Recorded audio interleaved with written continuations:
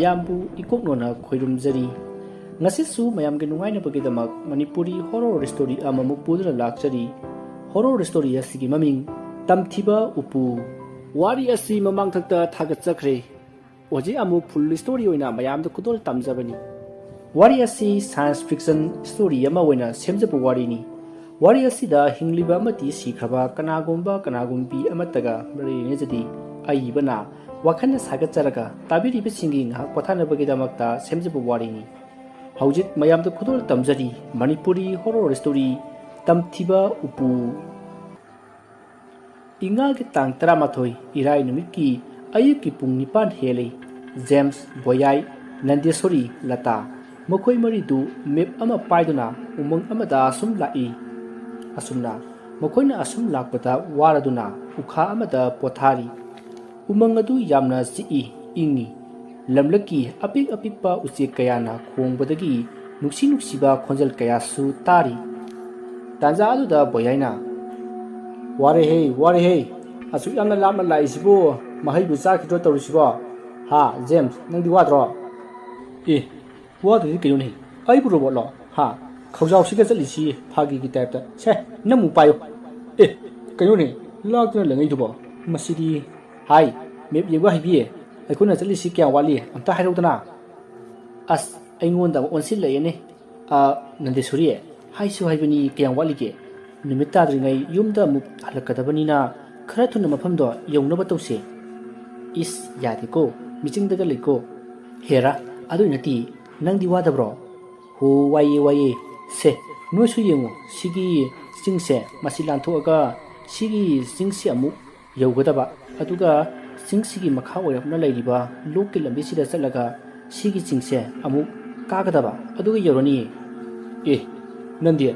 nangi map sidi as sida har sidi aikona chali sidi level 1 khakta ngari ne map ni na muk habra kaino angang bindu nawrisina karigino daboyai level 1 phaw mapung phadri angang bindu na misidi yuni kaino yo as lehobuna phadu chalo tawriswa as taning di nupa mandaba ai po haibro yare haming na irui thange hai pasidi ikai na sire duni as lata boyai nabani yare ko se lao salasi aikoi ne awana thiba yadi karigumbu putu thingarati ha millionaire uithise hoi ne James adugi asadani ne chalise se mayam pailauk se mayam punama khongsalase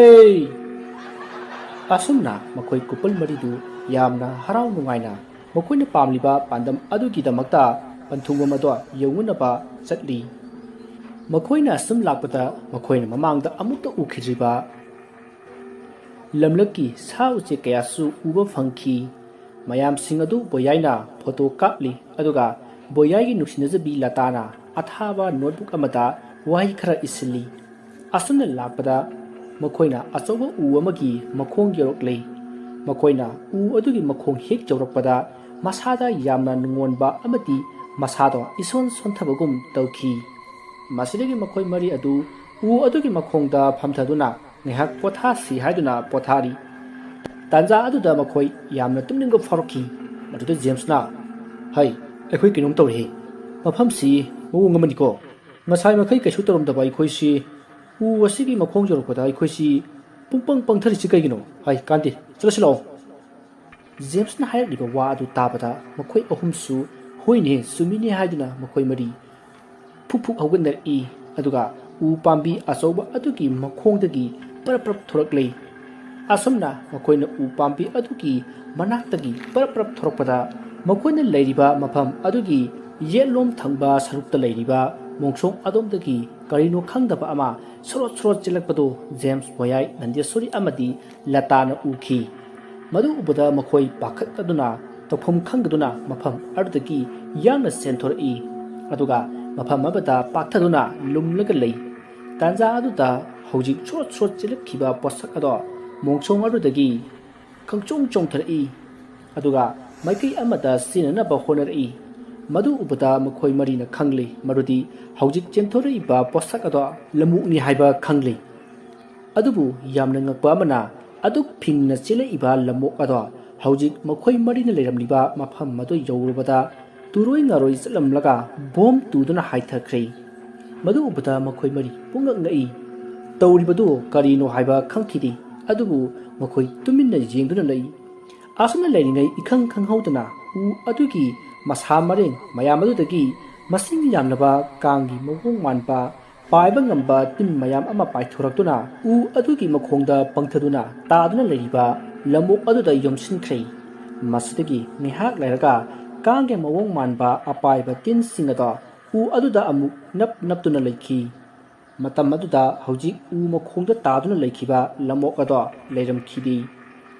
maduna takpati hojik paithorokliba tin singaduna lamok ado saru phawa yauna sakhre haiba khangki aduga u adugi saruk ahum thokpagi saruk amati tin singaduna yomsinbadagi chawbo oiramki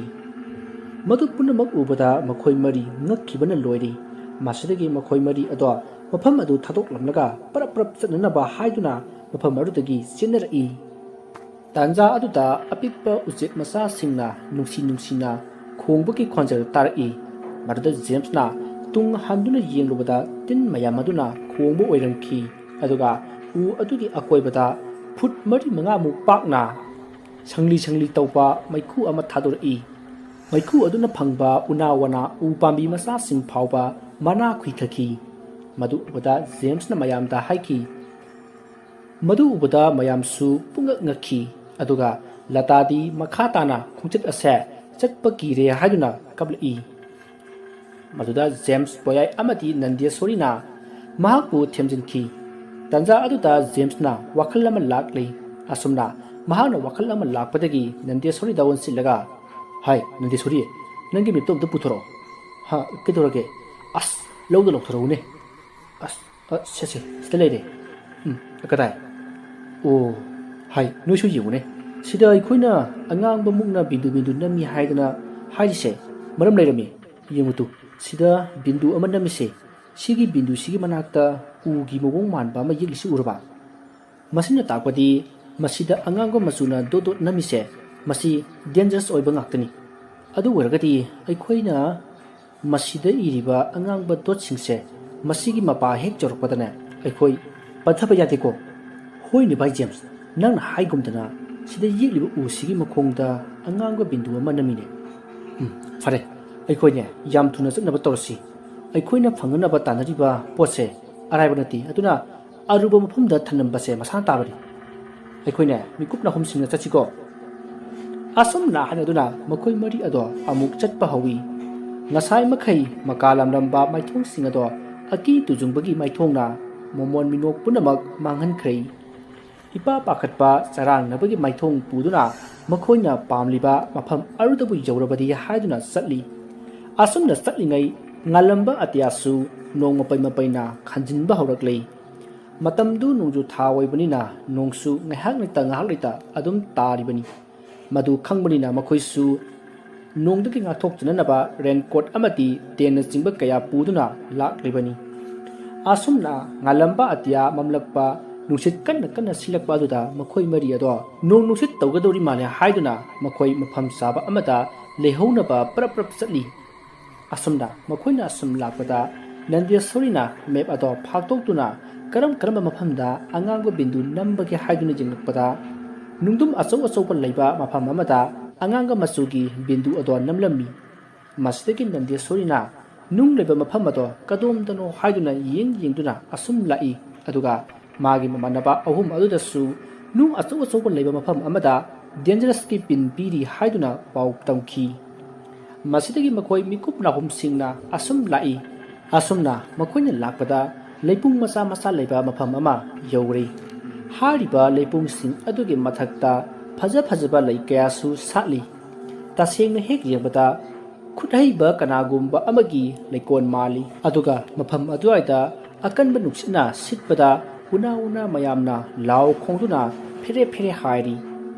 adugumlaba drissa ado yebada makhoi mari mafam arudagi gam chatkataba phawba kauri masina makhoi mafam madugi phajaba do yengduna asum lai aduga boyaina magi camera do puthokduna leising amati leipung singa do photo kapli aduga latana su magi notebook athaba do puthokduna wahai khara isilli ꯑꯁꯨꯝꯅ ꯇꯧꯔꯝꯕꯗꯒꯤ ꯖꯦꯝꯁꯅ ꯃꯅꯥꯛ ꯑꯗꯨꯋꯥꯏꯗ ꯍꯧꯕ ꯎ ꯄꯥꯝꯕꯤ ꯃꯆꯥ ꯑꯃꯗꯒꯤ ꯃꯁꯥ ꯑꯃ ꯊꯦꯛꯂꯒ ꯂꯩꯄꯨꯡ ꯑꯗꯨꯒꯤ ꯃꯊꯛꯇ ꯍꯧꯔꯤꯕ ꯂꯩ ꯑꯃꯗ ꯐꯇꯠ ꯂꯥꯎꯅ ꯀꯜꯂꯤ꯫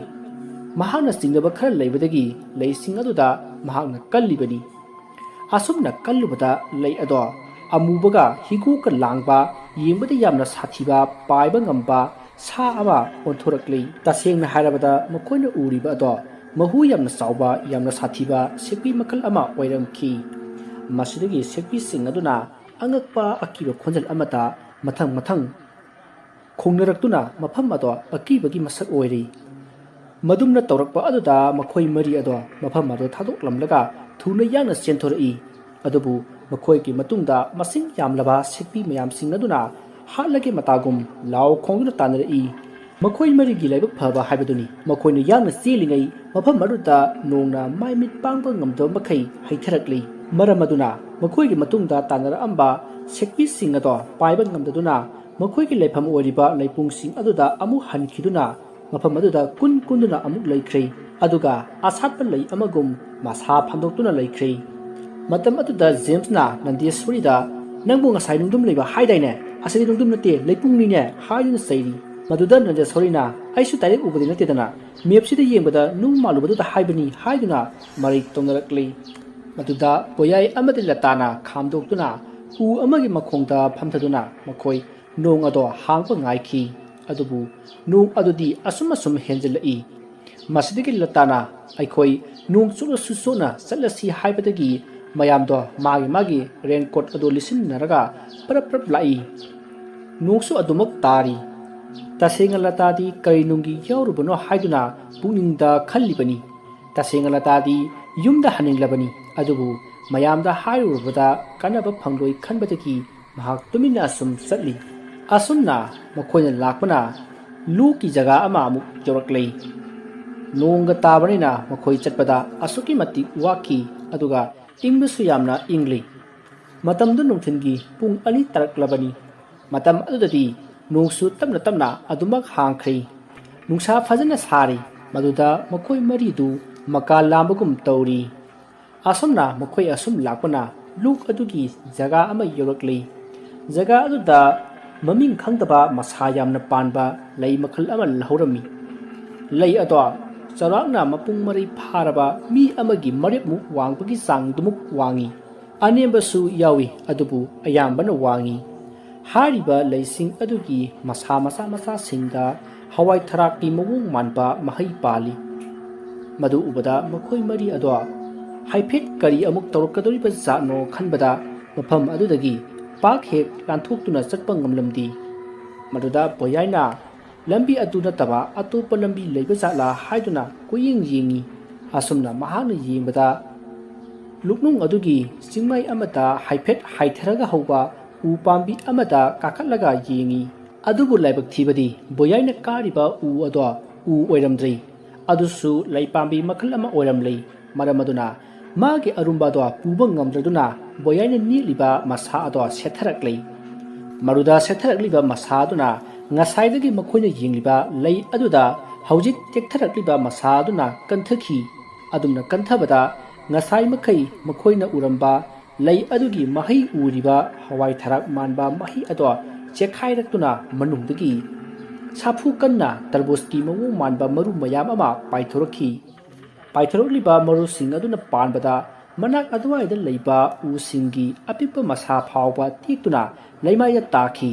ꯑꯁꯨꯛꯀꯤ ꯃꯇꯤꯛ ꯁꯥꯐꯨ ꯀꯟꯅ ꯀꯥꯞꯊꯣꯔꯛꯈꯤ꯫ ꯃꯗꯨꯗ ꯃꯈꯣꯏ ꯃꯔꯤ ꯑꯗꯨꯁꯨ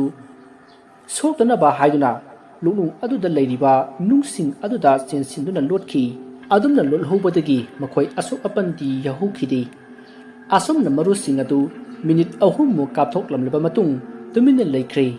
ꯃꯁꯤꯗꯒꯤ ꯃꯈꯣꯏ ꯃꯔꯤ ꯑꯗꯨ ꯐꯨꯛ ꯍꯧꯒꯠꯅꯗꯨꯅ ꯃꯐꯝ ꯑꯗꯨ ꯊꯥꯗꯣꯛꯂꯝꯂꯒ ꯂꯨꯛꯅꯨꯡ ꯑꯗꯨꯗꯒꯤ ꯀꯟꯅ ꯆꯦꯜꯂꯛꯏ꯫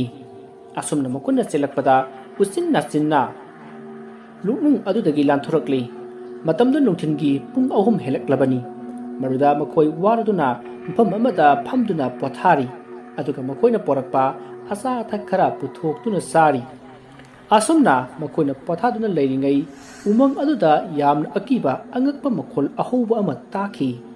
ꯈꯣꯟꯖꯦꯜ ꯑꯗꯣ ꯃꯃꯥꯡꯗ ꯃꯈꯣꯏꯅ ꯑꯃꯨꯛꯇ ꯇꯥꯈꯤꯗ꯭ꯔꯤꯕ ꯈꯣꯟꯖꯦꯜꯅꯤ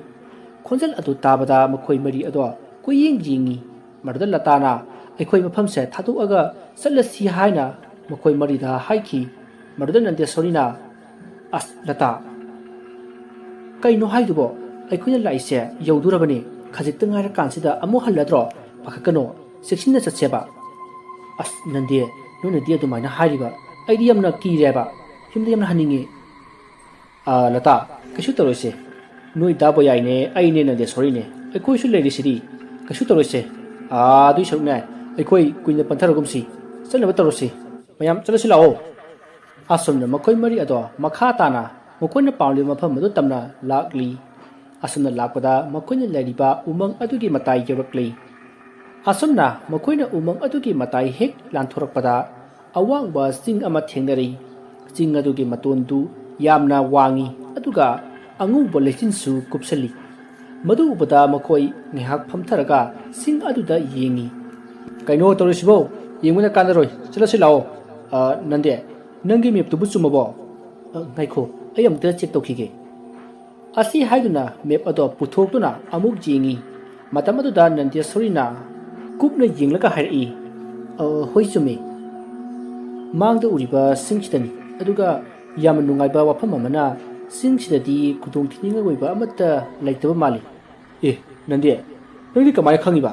ꯑꯁ ꯗꯥꯕꯨ ꯌꯥꯏ ꯁꯤꯒꯤ ꯃꯦꯞꯁꯤꯗ ꯑꯉꯥꯡꯕ ꯕꯤꯟꯗꯨ ꯑꯃꯠꯇ ꯅꯝꯗ꯭ꯔꯤꯁꯤ ꯎꯗ꯭ꯔꯣ ꯑꯍꯥ ꯀꯗꯥꯏ ꯌꯦꯡꯒꯦꯅꯦ ꯑꯣ ꯈꯪꯉꯦ ꯑꯗꯣ ꯌꯦꯡꯉꯁꯤ ꯆꯠꯂꯁꯤ ꯃꯌꯥꯝ ꯑꯁꯤ ꯍꯥꯏꯅꯗꯨꯅ ꯃꯈꯣꯏ ꯃꯐꯝ ꯑꯗꯨ ꯊꯥꯗꯣꯛꯇꯨꯅ ꯃꯈꯣꯏꯅ ꯎꯔꯤꯕ ꯆꯤꯡ ꯑꯗꯣꯝꯗ ꯑꯃꯨꯛ ꯂꯥꯛꯏ ꯑꯁꯨꯝꯅ ꯆꯠꯅ ꯋꯥꯔꯤꯁꯨ ꯁꯥꯟꯅꯔꯤ ꯃꯇꯝ ꯑꯗꯨꯗ ꯖꯦꯝꯁꯅ ꯑꯩꯈꯣꯏꯅꯦ ꯃꯐꯝ ꯆꯥꯕ ꯑꯃꯗ ꯇꯦꯟ ꯈꯜꯂꯒꯅꯦ ꯌꯥꯔꯦꯛꯁꯪ ꯑꯃ ꯁꯦꯝꯍꯧꯕꯅ ꯐꯅꯤꯀꯣ ꯚꯥꯏ ꯖꯦꯝꯁꯅ ꯍꯥꯏꯁꯦ ꯆꯨꯝꯃꯤ ꯑꯩꯈꯣꯏꯅ ꯆꯤꯡꯁꯤ ꯀꯥꯕꯗ ꯃꯌꯥꯏ ꯐꯥꯎ ꯌꯧꯗ꯭ꯔꯤꯉꯩ ꯅꯨꯃꯤꯠꯇꯤ ꯑꯗꯨꯝ ꯇꯥꯈ꯭ꯔꯅꯤ ꯑꯗꯨꯅ ꯑꯩꯈꯣꯏ ꯃꯐꯝ ꯆꯥꯕ ꯑꯃꯗ ꯂꯦꯛꯐꯝ ꯆꯥꯐꯝ ꯁꯦꯝꯍꯧꯕꯅ ꯐꯒꯅꯤꯀꯣ ꯑꯁꯨꯝꯅ ꯋꯥꯔꯤ ꯁꯥꯟꯅ ꯂꯥꯛꯄꯗ ꯅꯨꯡꯗꯥꯡ ꯋꯥꯏꯔꯝꯒꯤ ꯄꯨꯡ 5 ꯇꯥꯔꯛꯄꯗ ꯃꯈꯣꯏꯅ ꯀꯥꯒꯗꯧꯔꯤꯕ ꯆꯤꯡ ꯑꯗꯨꯒꯤ ꯆꯤꯡꯈꯣꯡ ꯌꯧꯔꯤ ꯃꯗꯨꯗ ꯖꯦꯝꯁꯅ ꯏꯁ ꯌꯥꯝꯅ ꯅꯛꯄꯒ ꯃꯥꯜꯂꯤ ꯁꯨꯡꯌꯧ ꯌꯧꯗꯦꯅꯦ ꯕꯣꯌꯥꯏ ꯁ꯭ꯋꯥꯏꯗ ꯇꯦꯟ ꯈꯜꯂꯁꯤ ꯁ꯭ꯋꯥꯏꯁꯦ ꯈꯔꯁꯨ ꯊꯦꯜ ꯑꯣꯏꯅ ꯇꯧꯏ ꯑꯗꯨꯒ ꯍꯌꯦꯡ ꯑꯌꯨꯛ ꯑꯉꯟꯕꯗꯒꯤꯅꯦ ꯆꯤꯡꯁꯦ ꯑꯃꯨꯛ ꯀꯥꯅꯅꯕ ꯇꯧꯔꯁꯤ ꯉꯁꯤꯒꯤꯗꯤ ꯉꯝꯃꯔꯣꯏ ꯋꯥꯕꯅ ꯂꯣꯏꯔꯦꯕ ꯖꯦꯝꯁꯅ ꯍꯥꯏꯔꯤꯕ ꯋꯥꯗꯨ ꯃꯌꯥꯝꯁꯨ ꯌꯥꯅꯔꯗꯨꯅ ꯃꯐꯝ ꯑꯗꯨꯗ ꯇꯦꯟ ꯈꯟꯗꯨꯅ ꯇꯨꯝꯅꯕ ꯍꯤꯞꯅꯕ ꯁꯦꯝꯈꯤ ꯅꯣꯡ ꯇꯥꯈꯤꯕꯅ ꯃꯔꯝ ꯑꯣꯏꯔꯒ ꯃꯐꯝ ꯑꯗꯣ ꯌꯥꯝꯅꯁꯨ ꯏꯪꯈꯤ ꯑꯗꯨꯕꯨ ꯃꯈꯣꯏ ꯉꯁꯥꯏ ꯅꯨꯡꯊꯤꯟꯗꯒꯤ ꯅꯣꯡ ꯍꯥꯡꯈꯤꯕꯅ ꯃꯔꯝ ꯑꯣꯏꯔꯒ ꯂꯝ ꯑꯗꯨꯗꯤ ꯀꯌꯥ ꯊꯣꯏꯅ ꯆꯣꯠꯇ꯭ꯔꯤ ꯑꯗꯨꯕꯨ ꯅꯣꯡ ꯇꯥꯈꯤꯕꯗꯒꯤꯗꯤ ꯌꯥꯝꯅ ꯏꯪꯂꯤ ꯑꯁꯨꯝꯅ ꯃꯇꯝ ꯑꯗꯨ ꯍꯧꯈ꯭ꯔꯦ ꯅꯨꯃꯤꯗꯥꯡꯒꯤ ꯃꯇꯝ ꯑꯣꯏꯔꯛꯂꯤ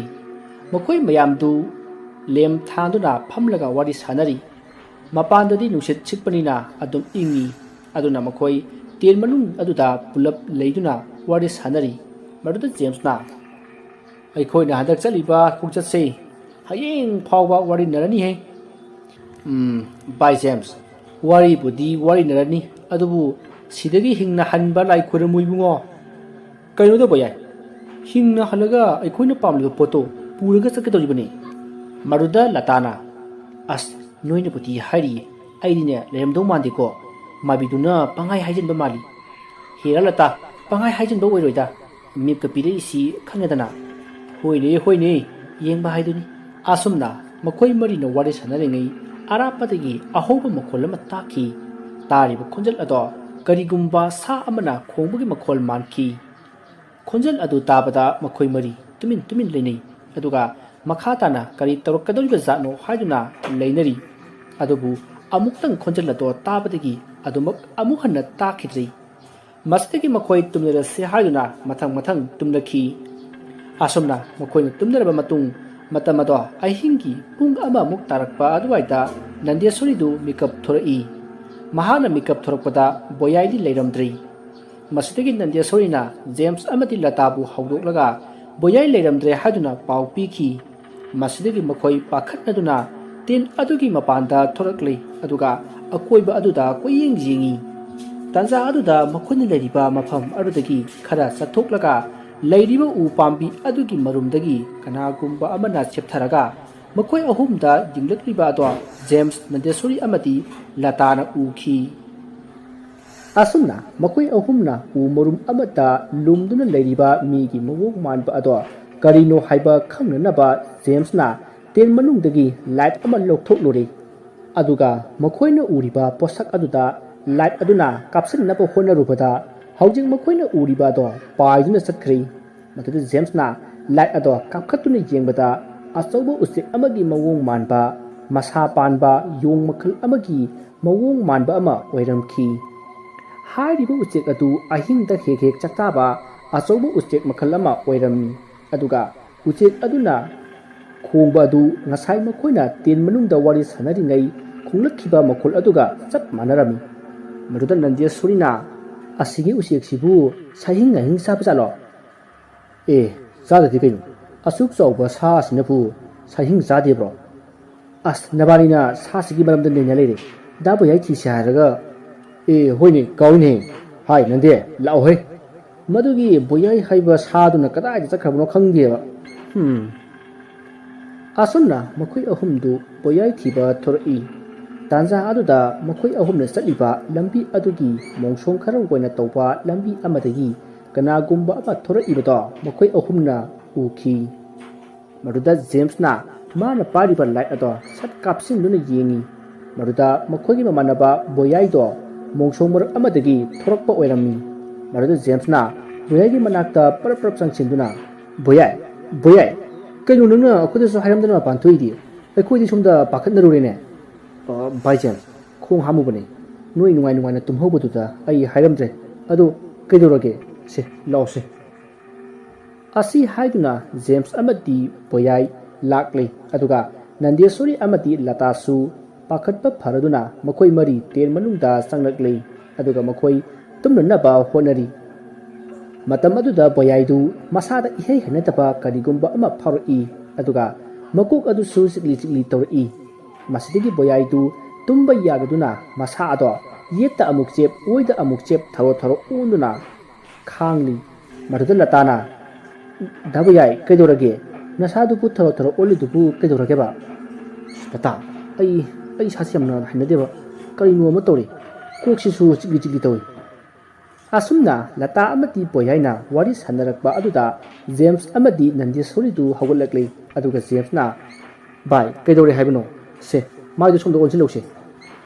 ꯑꯁꯨꯝꯅ ꯍꯥꯏꯔꯒ ꯃꯈꯣꯏꯅ ꯄꯤꯛꯅ ꯂꯩꯊꯔꯒ ꯊꯝꯂꯤꯕ ꯂꯦꯝꯞ ꯑꯗꯣ ꯂꯩꯈꯠꯂꯒ ꯕꯣꯌꯥꯏꯒꯤ ꯃꯅꯥꯛꯇ ꯀꯥꯞꯁꯤꯜꯂꯛꯄꯗꯗꯤ ꯕꯣꯌꯥꯏ ꯑꯗꯣ ꯑꯣꯟꯊꯣꯛꯄ ꯐꯤꯕꯝ ꯑꯃꯗ ꯂꯩꯔꯝꯂꯦ꯫ ꯃꯗꯨꯗꯤ ꯕꯣꯌꯥꯏꯒꯤ ꯃꯃꯥꯏ ꯑꯗꯣ ꯐꯨꯔꯤꯅ ꯃꯇ꯭ꯔꯪ ꯃꯇ꯭ꯔꯪ ꯄꯣꯝꯗꯨꯅ ꯂꯩꯔꯝꯂꯦ꯫ ꯑꯗꯨꯒ ꯃꯀꯣꯛꯀꯤ ꯃꯁꯝ ꯑꯗꯨꯁꯨ ꯈꯔ ꯈꯔ ꯀꯦꯟꯕꯁꯨ ꯍꯧꯔꯛꯈꯤ꯫ ꯇꯧꯔꯛꯂꯤꯕ ꯃꯑꯣꯡ ꯑꯗꯨꯗ ꯃꯈꯣꯏ ꯃꯃꯥꯟꯅꯕ ꯑꯍꯨꯝꯗꯣ ꯀꯤꯕꯅ ꯂꯣꯏꯔꯦ꯫ ꯑꯗꯨꯒ ꯕꯣꯌꯥꯏꯗꯨ ꯁꯤꯒꯗꯧꯔꯤꯕ ꯖꯥꯠꯂꯥ ꯍꯥꯏꯗꯨꯅꯁꯨ ꯄꯥꯈꯠꯅꯔꯤ꯫ ꯃꯁꯤꯗꯒꯤ ꯖꯦꯝꯁꯅ ꯕꯣꯌꯥꯏ ꯀꯩꯅꯣ ꯅꯪꯅ ꯇꯧꯔꯝꯃꯤꯁꯤꯕꯣ? ꯅꯠꯇꯦ, ꯅꯪꯅ ꯃꯄꯥꯟꯗ ꯊꯣꯛꯄꯗ ꯀꯔꯤꯅꯒ ꯆꯤꯛꯈꯤꯒꯦ ꯍꯥꯏꯕꯅꯤ꯫ ꯑꯁꯨꯝꯅ ꯉꯥꯡꯂꯒ ꯕꯣꯌꯥꯏꯒꯤ ꯃꯈꯨꯠ ꯃꯈꯣꯡ ꯑꯗꯣ ꯌꯦꯡꯂꯛꯄꯗꯗꯤ ꯐꯨꯒ꯭ꯔꯤ ꯃꯌꯥꯝꯅ ꯄꯨꯡꯌꯣꯝ ꯌꯣꯝꯂꯒ ꯂꯩꯔꯝꯂꯦ꯫ ꯃꯗꯨ ꯎꯕꯗ ꯅꯟꯗꯦꯁꯣꯔꯤ ꯑꯃꯗꯤ ꯂꯇꯥꯗꯤ ꯀꯤꯕꯒ ꯑꯃꯗꯤ ꯍꯪꯒꯣꯏꯕꯅꯁꯨ ꯂꯣꯏꯔꯦ꯫ ꯃꯗꯨꯗ ꯕꯣꯌꯥꯏꯅ ꯚꯥꯏ, ꯑꯩꯅ ꯉꯁꯥꯏ ꯈꯣꯡ ꯍꯥꯝꯂꯤꯉꯩ ꯑꯩꯒꯤ ꯅꯪꯒꯟꯗ ꯀꯔꯤꯅꯣ ꯈꯪꯗꯕ ꯌꯥꯝꯅ ꯅꯥꯕ ꯑꯃꯅ ꯆꯤꯛꯈꯤ, ꯑꯗꯨꯕꯨ ꯉꯥꯏꯍꯥꯛ ꯅꯥꯔꯝꯃꯒ ꯑꯗꯨꯝ ꯐꯈ꯭ꯔꯦ꯫ ꯑꯗꯨꯅꯔ ꯈꯪꯗꯦ ꯑꯩ ꯌꯥꯝꯅ ꯋꯥꯔꯦ ꯚꯥꯏ꯫ ꯁꯦ ꯚꯥꯏ, ꯀꯩꯁꯨ ꯇꯧꯔꯣꯏꯁꯦ, ꯅꯪ ꯑꯝꯇꯅꯦ ꯎꯞꯄꯨ, ꯅꯪꯒꯟꯗ ꯀꯔꯤ ꯇꯧꯒꯦꯗꯣ ꯑꯝꯇ ꯌꯦꯡꯒꯦꯁꯦ꯫ ꯑꯁꯤ ꯍꯥꯏꯗꯨꯅ ꯕꯣꯌꯥꯏꯗꯨ ꯎꯞꯍꯜꯂꯒ ꯖꯦꯝꯁꯅ ꯂꯦꯝꯞ ꯑꯗꯣ ꯊꯥꯟꯖꯤꯟꯗꯨꯅ ꯌꯦꯡꯕꯗꯗꯤ ꯕꯣꯌꯥꯏꯒꯤ ꯃꯅꯪꯒꯟ ꯑꯗꯨꯗ ꯑꯣꯟꯊꯣꯛꯄ ꯐꯤꯕꯝ ꯑꯃꯗ ꯂꯩꯔꯝꯂꯦ꯫ ꯕꯣꯌꯥꯏꯒꯤ ꯃꯅꯪꯒꯟ ꯑꯗꯨ ꯀꯔꯤꯅꯣ ꯈꯪꯗꯕ ꯍꯦꯛ ꯌꯦꯡꯕꯗ ꯌꯥꯝꯅ ꯍꯪꯒꯣꯏꯅꯤꯡꯉꯥꯏ ꯑꯣꯏꯕ ꯀꯦꯒꯦ ꯃꯅꯥꯒꯤ ꯃꯑꯣꯡ ꯃꯥꯟꯕ ꯖ꯭ꯋꯥꯔꯆꯦꯃꯨꯛ ꯄꯥꯛꯄ ꯇꯤꯟ ꯑꯃ ꯅꯞꯇꯨꯅ ꯂꯩꯔꯝꯂꯦ꯫ ꯑꯗꯨꯒ ꯇꯤꯟ ꯑꯗꯨꯁꯨ ꯃꯨꯔꯤ ꯃꯨꯔꯤ ꯇꯧꯔꯒ ꯌꯥꯝꯅ ꯀꯤꯕ ꯃꯁꯛ ꯑꯃ ꯃꯥꯟꯈꯤ꯫ ꯍꯥꯏꯔꯤꯕ ꯇꯤꯟ ꯑꯗꯨꯅ ꯆꯤꯛꯄꯗꯒꯤ ꯕꯣꯌꯥꯏꯒꯤ ꯃꯁꯥ ꯑꯗꯣ ꯃꯐꯝ ꯃꯔꯥꯡ ꯈꯪꯗꯅ ꯋꯥꯕ ꯑꯣꯏꯔꯝꯈꯤ꯫ ꯑꯗꯨꯒ ꯇꯤꯟ ꯑꯗꯨꯒꯤ ꯍꯨ ꯑꯗꯨꯅ ꯕꯣꯌꯥꯏꯒꯤ ꯃꯁꯥ ꯑꯗꯣ ꯐꯨꯒ꯭ꯔꯤ ꯊꯨꯡꯕ ꯑꯣꯏꯔꯝꯂꯦ꯫ ꯃꯁꯤꯗꯒꯤ ꯖꯦꯝꯁꯅ ꯇꯤꯟ ꯑꯗꯨ ꯂꯧꯊꯣꯛꯅꯕ ꯇꯧꯁꯤ ꯍꯥꯏꯗꯨꯅ ꯂꯇꯥ ꯑꯃꯗꯤ ꯅꯟꯗꯦꯁꯣꯔꯤꯗ ꯍꯥꯏꯈꯤ꯫ ꯃꯗꯨꯗꯒꯤ ꯖꯦꯝꯁꯅ ꯃꯥꯒꯤ ꯕꯦꯒꯇꯒꯤ ꯃꯩꯈꯦꯠ ꯑꯃ ꯂꯧꯊꯣꯔꯛꯂꯒ ꯕꯣꯌꯥꯏꯒꯤ ꯃꯅꯪꯒꯟꯗ ꯅꯞꯂꯤꯕ ꯇꯤꯟ ꯑꯗꯨꯗ ꯃꯩꯈꯦꯠ ꯑꯗꯨꯅ ꯆꯨꯁꯤꯟꯈꯤ꯫ ꯃꯇꯝ ꯑꯗꯨꯗ ꯇꯤꯟ ꯑꯗꯣ ꯌꯥꯝꯅ ꯍꯩꯅꯗꯕ ꯈꯣꯟꯖꯦꯜ ꯑꯃꯗ ꯈꯣꯡꯂꯛꯏ꯫ ꯑꯗꯨꯒ ꯇꯤꯟ ꯑꯗꯨꯒꯤ ꯃꯅꯪꯒꯟ ꯑꯗꯨꯗ ꯇꯤꯟ ꯃꯆꯥ ꯃꯆꯥ ꯃꯌꯥꯝꯒꯤ ꯃꯃꯤꯠ ꯑꯄꯤꯛ ꯑꯄꯤꯛꯄ ꯃꯌꯥꯝ ꯑꯃꯁꯨ ꯄꯥꯡꯊꯣꯛꯂꯛꯂꯝꯃꯤ꯫ ꯃꯗꯨ ꯎꯕꯗ ꯂꯇꯥ ꯑꯃꯗꯤ ꯅꯟꯗꯦꯁꯣꯔꯤꯗ ꯌꯥꯝꯅ ꯍꯩꯅꯗꯕ ꯑꯃꯗꯤ ꯀꯤꯕ ꯐꯥꯎꯔꯤ꯫ ꯑꯗꯨꯕꯨ ꯖꯦꯝꯁꯅ ꯃꯥꯒꯤ ꯃꯈꯨꯠ ꯑꯗꯣ ꯃꯈꯣꯏꯅ ꯂꯤꯠꯂꯛꯄ ꯔꯦꯟꯀꯣꯠ ꯑꯗꯨꯅ ꯃꯈꯨꯠꯇ ꯌꯣꯝꯁꯤꯜꯂꯒ ꯇꯤꯟ ꯑꯗꯨꯕꯨ ꯕꯣꯌꯥꯏꯒꯤ ꯃꯈꯨꯠꯇꯒꯤ ꯐꯛꯇꯣꯛꯅꯕ ꯍꯣꯠꯅꯔꯤ꯫ ꯑꯗꯨꯝꯅ ꯇꯧꯔꯨꯕꯗ ꯕꯣꯌꯥꯏꯗꯣ ꯌꯥꯝꯅ ꯅꯥꯕ ꯆꯩꯅꯥ ꯑꯃ ꯐꯪꯕꯗꯒꯤ ꯌꯥꯝꯅ ꯀꯟꯅ ꯂꯥꯎꯔꯛꯏ꯫ ꯑꯗꯨꯕꯨ ꯖꯦꯝꯁꯅ ꯅꯝꯗꯨꯅ ꯐꯛꯇꯣꯛꯅꯅꯕ ꯍꯣꯠꯅꯕꯗꯒꯤ ꯎꯆꯤꯟ ꯅꯥꯆꯤꯟꯅ ꯐꯛꯇꯣꯛꯈꯤ꯫ ꯑꯗꯨꯕꯨ ꯌꯥꯝꯅ ꯉꯛꯄ ꯑꯃꯅ ꯇꯤꯟ ꯑꯗꯨꯒꯤ ꯃꯊꯛꯂꯣꯝꯗ ꯁꯝꯅꯥꯃꯨꯛ ꯀꯨꯞꯄ ꯃꯔꯤ ꯃꯌꯥꯝ ꯑꯃ ꯁꯝꯊꯔꯒ ꯂꯩꯔꯝꯃꯤ꯫ ꯁꯝꯊꯔꯤꯕ ꯃꯔꯤꯁꯤꯡ ꯑꯗꯨꯅ ꯕꯣꯌꯥꯏꯒꯤ ꯃꯅꯪꯒꯟꯗ ꯌꯨꯡꯁꯤꯟꯗꯨꯅ ꯏ ꯊꯛꯄꯒꯤ ꯕꯣꯌꯥꯏꯒꯤ ꯃꯅꯪꯒꯟ ꯑꯗꯣ ꯃꯀꯨꯞ ꯍꯨꯠꯂꯝꯃꯤ꯫ ꯑꯗꯨꯒ ꯑꯄꯤꯛꯄ ꯃꯈꯨꯜꯁꯤꯡ ꯑꯗꯨꯗꯒꯤ ꯏꯁꯨ ꯊꯣꯔꯛꯂꯦ꯫ ꯃꯁꯤꯗꯒꯤ ꯂꯇꯥꯅ ꯃꯈꯣꯏꯒꯤ ꯕꯦꯒꯇꯒꯤ ꯁ꯭ꯄꯤꯔꯤꯠ ꯄꯨꯊꯣꯔꯛꯇꯨꯅ ꯕꯣꯌꯥꯏꯒꯤ ꯃꯅꯪꯒꯟꯗ ꯍꯩꯊꯈꯤ꯫ ꯃꯗꯨꯗ ꯕꯣꯌꯥꯏꯗꯣ ꯊꯨꯞꯄꯗꯒꯤ ꯌꯥꯝꯅ ꯀꯟꯅ ꯂꯥꯎꯈꯤ꯫ ꯑꯗꯨꯕꯨ ꯏ ꯊꯣꯛꯄ ꯑꯗꯨꯗꯤ ꯐꯈ꯭ꯔꯦ꯫ ꯃꯁꯤꯗꯒꯤ ꯕꯣꯌꯥꯏꯗꯨ ꯅꯤꯡꯊꯤꯖꯅ ꯄꯣꯊꯥꯍꯟꯅꯕ ꯍꯥꯏꯗꯨꯅ ꯕꯣꯌꯥꯏꯗꯣ ꯎꯞꯄꯒ ꯇꯨꯃꯤꯟꯅ ꯂꯩꯍꯜꯂꯤ꯫ ꯑꯗꯨꯒ ꯅꯥꯀꯟ ꯑꯃꯗꯅ ꯖꯦꯝꯁꯇꯨ ꯃꯥꯅ ꯍꯧꯖꯤꯛ ꯂꯧꯊꯣꯔꯛꯂꯤꯕ ꯕꯣꯌꯥꯏꯒꯤ ꯃꯅꯪꯒꯟꯗ ꯅꯞꯂꯝꯕ ꯇꯤꯟ ꯑꯗꯣ ꯇꯦꯟ ꯑꯗꯨꯗꯒꯤ ꯄꯨꯊꯣꯔꯛꯂꯒ ꯖꯒꯥ ꯑꯃꯗ ꯄꯨꯊꯣꯔꯛꯂꯒ ꯂꯩꯃꯥꯏꯗ ꯊꯥꯗꯩ꯫ ꯃꯇꯝ ꯑꯗꯨꯗ ꯇꯤꯟ ꯑꯗꯣ ꯂꯩꯃꯥꯏꯗ ꯂꯦꯡ ꯑꯁꯨꯝ ꯆꯠꯂꯝꯕꯗꯒꯤ ꯈꯪꯍꯧꯗꯅ ꯈꯪꯆꯣꯡ ꯆꯣꯡꯈꯠꯂꯛꯏ꯫ ꯑꯗꯨꯒ ꯎ ꯑꯃꯗꯒꯤ ꯎ ꯑꯃꯗ ꯅꯞꯇꯨꯅ ꯆꯠꯈ꯭ꯔꯦ꯫ ꯃꯗꯨ ꯎꯕꯗ ꯖꯦꯝꯁꯇꯣ ꯈꯪꯄ꯭ꯔꯦꯛ ꯈꯪꯏ꯫ ꯃꯗꯨꯗꯒꯤ ꯃꯍꯥꯛ ꯇꯦꯟ ꯃꯅꯨꯡꯂꯣꯝꯗ ꯄ꯭ꯔꯞ ꯆꯪꯉꯛꯏ꯫ ꯑꯗꯨꯒ ꯅꯟꯗꯦꯁꯣꯔꯤꯗ ꯕꯣꯌꯥꯏ ꯀꯃꯥꯏꯅ ꯇꯧꯔꯦ ꯍꯥꯏꯗꯨꯅ ꯍꯪꯉꯤ꯫ ꯃꯗꯨꯗ ꯅꯟꯗꯦꯁꯣꯔꯤꯅ ꯇꯨꯃꯤꯟꯅ ꯍꯤꯞꯍꯟꯈ꯭ꯔꯦ ꯍꯥꯏꯗꯨꯅ ꯋꯥꯔꯤ ꯁꯥꯅꯔꯤ꯫ ꯑꯁꯨꯝꯅ ꯂꯩꯔꯤꯉꯩ ꯅꯣꯡ ꯈꯣꯡꯕ ꯍꯧꯔꯛꯂꯦ꯫ ꯃꯗꯨꯗ ꯖꯦꯝꯁꯅ ꯑꯁ ꯇꯧꯔꯤꯕ ꯃꯑꯣꯡꯁꯤꯗ ꯅꯣꯡ ꯑꯃꯨꯛ ꯍꯩꯊꯔꯛꯑꯗꯤ ꯑꯣꯟꯊꯣꯛꯅ ꯐꯔꯛ ꯇꯥꯅꯤꯗ꯫ ꯑꯁꯨꯝꯅ ꯈꯟꯗꯨꯅ ꯂꯩꯔꯤꯉꯩ ꯃꯈꯣꯏꯅ ꯇꯦꯟ ꯈꯟꯗꯨꯅ ꯂꯩꯔꯤꯕ ꯃꯐꯝ ꯑꯗꯨꯒꯤ ꯑꯀꯣꯏꯕꯗ ꯀꯔꯤꯅꯣ ꯈꯪꯗꯕ ꯃꯈꯣꯜ ꯑꯃ ꯇꯥꯈꯤ꯫ ꯈꯣꯟꯖꯦꯜ ꯑꯗꯨꯅ ꯃꯈꯣꯏ ꯃꯔꯤꯅ ꯂꯩꯔꯤꯕ ꯇꯦꯟ ꯑꯗꯨꯒꯤ ꯑꯀꯣꯏꯕꯗ ꯒ꯭ꯔꯪ ꯉꯪꯂꯒ ꯆꯠꯂꯤ꯫ ꯃꯁꯤꯗꯒꯤ ꯖꯦꯝꯁꯅ ꯃꯈꯣꯏꯒꯤ ꯃꯅꯥꯛꯇ ꯂꯩꯔꯤꯕ ꯂꯦꯝ ꯑꯗꯣ ꯈꯪꯂꯩ ꯂꯩꯊꯔꯒ ꯃꯨꯊꯠꯂꯤ꯫ ꯃꯔꯝꯗꯤ ꯃꯩꯉꯥꯜ ꯑꯗꯨꯅ ꯃꯔꯝ ꯑꯣꯏꯔꯒ ꯃꯈꯣꯏꯒꯤ ꯑꯀꯣꯏꯕꯗ ꯃꯊꯣꯡ ꯃꯔꯝ ꯈꯪꯗꯕ ꯖꯤꯕ ꯀꯌꯥ ꯂꯥꯛꯂꯦ ꯍꯥꯏꯅ ꯈꯟꯈꯤ꯫ ꯑꯗꯨꯕꯨ ꯖꯦꯝꯁꯅ ꯈꯜꯂꯨꯔꯤꯕ ꯋꯥꯈꯜ ꯑꯗꯣ ꯇꯥꯌꯣꯟꯅꯔꯤ꯫ ꯖꯦꯝꯁꯅ ꯃꯩ ꯑꯗꯨ ꯍꯦꯛ ꯃꯨꯊꯠꯂꯨꯕꯗ ꯇꯦꯟ ꯑꯗꯨꯒꯤ ꯑꯀꯣꯏꯕꯗ ꯇꯥꯔꯤꯕ ꯈꯣꯟꯖꯦꯜ ꯑꯗꯣ ꯇꯦꯟ ꯑꯗꯨꯗ ꯆꯣꯡꯁꯤꯟꯅꯕ ꯍꯣꯠꯅꯔꯛꯈꯤ꯫ ꯃꯗꯨꯗ ꯅꯟꯗꯦꯁꯣꯔꯤꯅ ꯂꯦꯝ ꯑꯗꯣ ꯑꯃꯨꯛ ꯍꯟꯅ ꯈꯣꯡꯂꯩ ꯊꯨꯅ ꯊꯥꯟꯗꯨꯅ ꯑꯔꯣꯏꯕꯤ ꯊꯥꯛꯇ ꯂꯩꯈꯠꯂꯤ꯫ ꯑꯗꯨꯕꯨ ꯂꯦꯝ ꯑꯗꯣ ꯉꯁꯥꯏꯗꯒꯤ ꯊꯥꯜꯂꯛꯄꯅ ꯃꯔꯝ ꯑꯣꯏꯔꯒ ꯀꯌꯥ ꯊꯣꯏꯅ ꯉꯥꯟꯗ꯭ꯔꯤ꯫ ꯃꯁꯤꯗꯒꯤ ꯖꯦꯝꯁꯅ ꯈꯥꯎꯗꯒꯤ ꯑꯇꯣꯞꯄ ꯂꯦꯝ ꯑꯃꯃꯨꯛ ꯄꯨꯊꯣꯔꯛꯇꯨꯅ ꯃꯐꯝ ꯑꯗꯣ ꯃꯐꯝ ꯑꯃꯈꯪꯅ ꯉꯥꯜꯍꯜꯂꯤ꯫ ꯑꯗꯨꯝꯅ ꯇꯧꯔꯨꯕꯗ ꯃꯈꯣꯏꯒꯤ ꯇꯦꯟ ꯑꯗꯨꯒꯤ ꯑꯀꯣꯏꯕꯗ ꯂꯩꯔꯝꯕ ꯇꯥꯔꯝꯕ ꯄꯨꯝꯅꯃꯛ ꯇꯨꯃꯤꯟ ꯂꯩꯈ꯭ꯔꯦ꯫ ꯃꯗꯨꯗ ꯂꯇꯥꯅ ꯃꯈꯣꯏꯁꯤꯡ ꯑꯁꯤꯗꯤ ꯃꯩꯉꯥꯜ ꯎꯕ ꯌꯥꯗꯕ ꯖꯤꯕ ꯉꯥꯛꯇ ꯑꯣꯏꯕꯖꯥꯠꯅꯤꯗꯅ꯫ ꯅꯣꯡꯁꯦ ꯈꯤꯇ ꯊꯨꯅ ꯉꯥꯜꯂꯗꯤ ꯐꯗꯧꯅꯤ꯫ ꯄꯨꯡꯁꯤꯅ ꯀꯌꯥ ꯇꯥꯔꯕꯖꯥꯠꯅꯣ? ꯑꯁꯨꯝꯅ ꯍꯥꯏꯔꯒ ꯄꯨꯡ ꯑꯗꯨ ꯌꯦꯡꯉꯤ꯫ ꯃꯗꯨꯗ ꯅꯣꯡꯉꯥꯜꯂꯝꯗꯥꯏꯒꯤ ꯄꯨꯡ 5 ꯍꯦꯜꯂꯝꯂꯤ꯫ ꯑꯗꯨꯕꯨ ꯅꯣꯡ ꯃꯪꯕꯅꯤꯅ ꯃꯔꯝ ꯑꯣꯏꯔꯒ ꯃꯄꯨꯡ ꯐꯥꯅ ꯉꯥꯟꯕꯗꯤ ꯑꯣꯏꯔꯝꯗꯦ꯫ ꯃꯁꯤꯗꯒꯤ ꯖꯦꯝꯁꯅ ꯇꯦꯟ ꯑꯗꯨꯒꯤ ꯃꯄꯥꯟꯗ ꯇꯞꯅ ꯊꯣꯔꯛꯂꯒ ꯌꯦꯡꯉꯤ꯫ ꯑꯗꯨꯒ ꯃꯄꯥꯟꯗ ꯇꯞꯅ ꯊꯣꯔꯛꯂꯦ꯫ ꯃꯇꯝ ꯑꯗꯨꯗ ꯅꯣꯡ ꯉꯥꯟꯕꯒꯤ ꯎꯆꯦꯛ ꯀꯌꯥꯅ ꯈꯣꯡꯕꯒꯤ ꯈꯣꯟꯖꯦꯜ ꯇꯥꯔꯛꯂꯦ꯫ ꯃꯗꯨꯗꯒꯤ ꯖꯦꯝꯁꯅ ꯅꯟꯗꯦ ꯅꯣꯏ ꯇꯥꯕ꯭ꯔꯣ? ꯑꯩꯈꯣꯏ ꯆꯤꯡꯁꯦ ꯀꯥꯅꯅꯕ ꯇꯧꯔꯁꯤ꯫ ꯍꯧꯖꯤꯛꯅꯦ ꯅꯣꯡ ꯉꯥꯜꯂꯦ꯫ ꯍꯥꯏ ꯕꯣꯌꯥꯏ ꯁꯦ ꯇꯥꯕ꯭ꯔꯣ? ꯐꯨꯔꯤ ꯊꯨꯡꯕꯗꯨꯗꯤ ꯐꯔꯦꯁꯦ꯫ ꯅꯪꯕꯨ ꯆꯤꯡꯁꯦ ꯀꯥꯕ ꯉꯝꯒꯗ꯭ꯔꯣ? ꯍꯥꯏ ꯕꯣꯌꯥꯏ ꯁꯦ ꯇꯥꯕ꯭ꯔꯣ ꯅꯪꯕꯣ? ꯚꯥꯏ ꯀꯩꯗꯧꯔꯒꯦ? ꯅꯣꯡ ꯉꯥꯜꯂꯕꯣ? ꯍꯣꯏꯅꯦ ꯉꯥꯜꯂꯦꯅꯦ꯫ ꯅꯪꯕꯨ ꯆꯠꯄ ꯉꯝꯒꯗ꯭ꯔꯣ? ꯉꯝꯅꯤ ꯚꯥꯏ꯫ ꯐꯔꯦ ꯑꯗꯨꯗꯤ ꯍꯥꯏ ꯂꯇꯥ ꯅꯟꯗꯦ ꯃꯐꯝꯁꯦ ꯂꯣꯏꯁꯤꯜꯂꯁꯤ꯫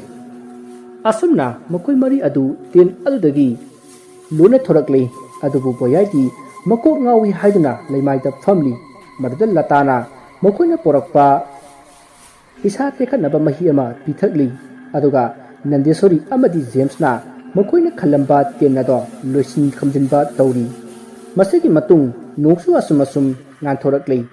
ꯃꯁꯤꯗꯒꯤ ꯃꯈꯣꯏ ꯃꯔꯤ ꯑꯗꯨ ꯋꯥꯡꯂꯕ ꯆꯤꯡ ꯑꯗꯨꯗ ꯉꯥꯏꯍꯥꯛ ꯌꯦꯡꯂꯒ ꯆꯤꯡ ꯑꯗꯨꯗ ꯀꯥꯕ ꯍꯧꯔꯛꯏ꯫ ꯑꯁꯨꯝꯅ ꯃꯈꯣꯏꯅ ꯑꯁꯨꯝ ꯀꯥꯔꯛꯄꯗ ꯅꯣꯡꯁꯨ ꯃꯀꯨꯞ ꯇꯥꯕ ꯍꯧꯔꯛꯂꯦ꯫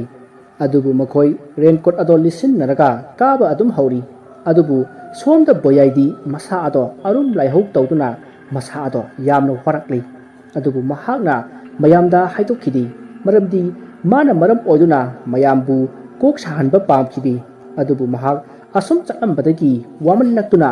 ꯒ꯭ꯌꯥꯟ ꯃꯥꯡꯗꯨꯅ ꯂꯩꯃꯥꯏꯗ ꯍꯥꯏꯊꯈꯤ꯫ asumna boyaina haitharakpa aduda mayamdo chinsindarei aduga kaidoroge haiduna hangi maruda boyaina kok yamna ngawre haiduna khumlei adubu makhoi marina lakpadadi kok ngawpagi hidak amata porakhide subnagi asok apan jawrakpada sijinnanaba spirit kharaga betadine kharaga amadi asokpada mahik matai sangdanaba injection kharaga asi khaktama porakhibana makhoi boyai gi kok ngawi hairakpa duda kari tawsige haiduna matha sanari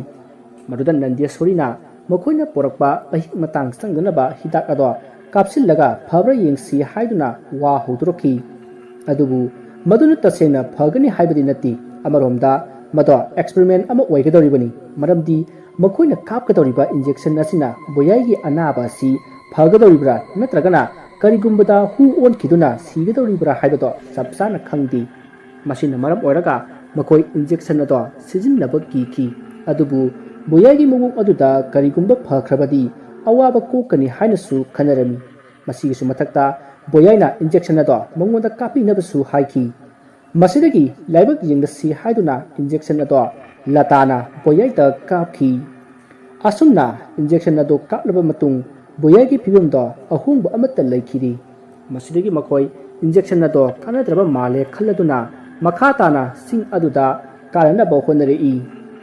James na boyaibu makut samduna yamna wana sing aduda makoi punna kaminrakli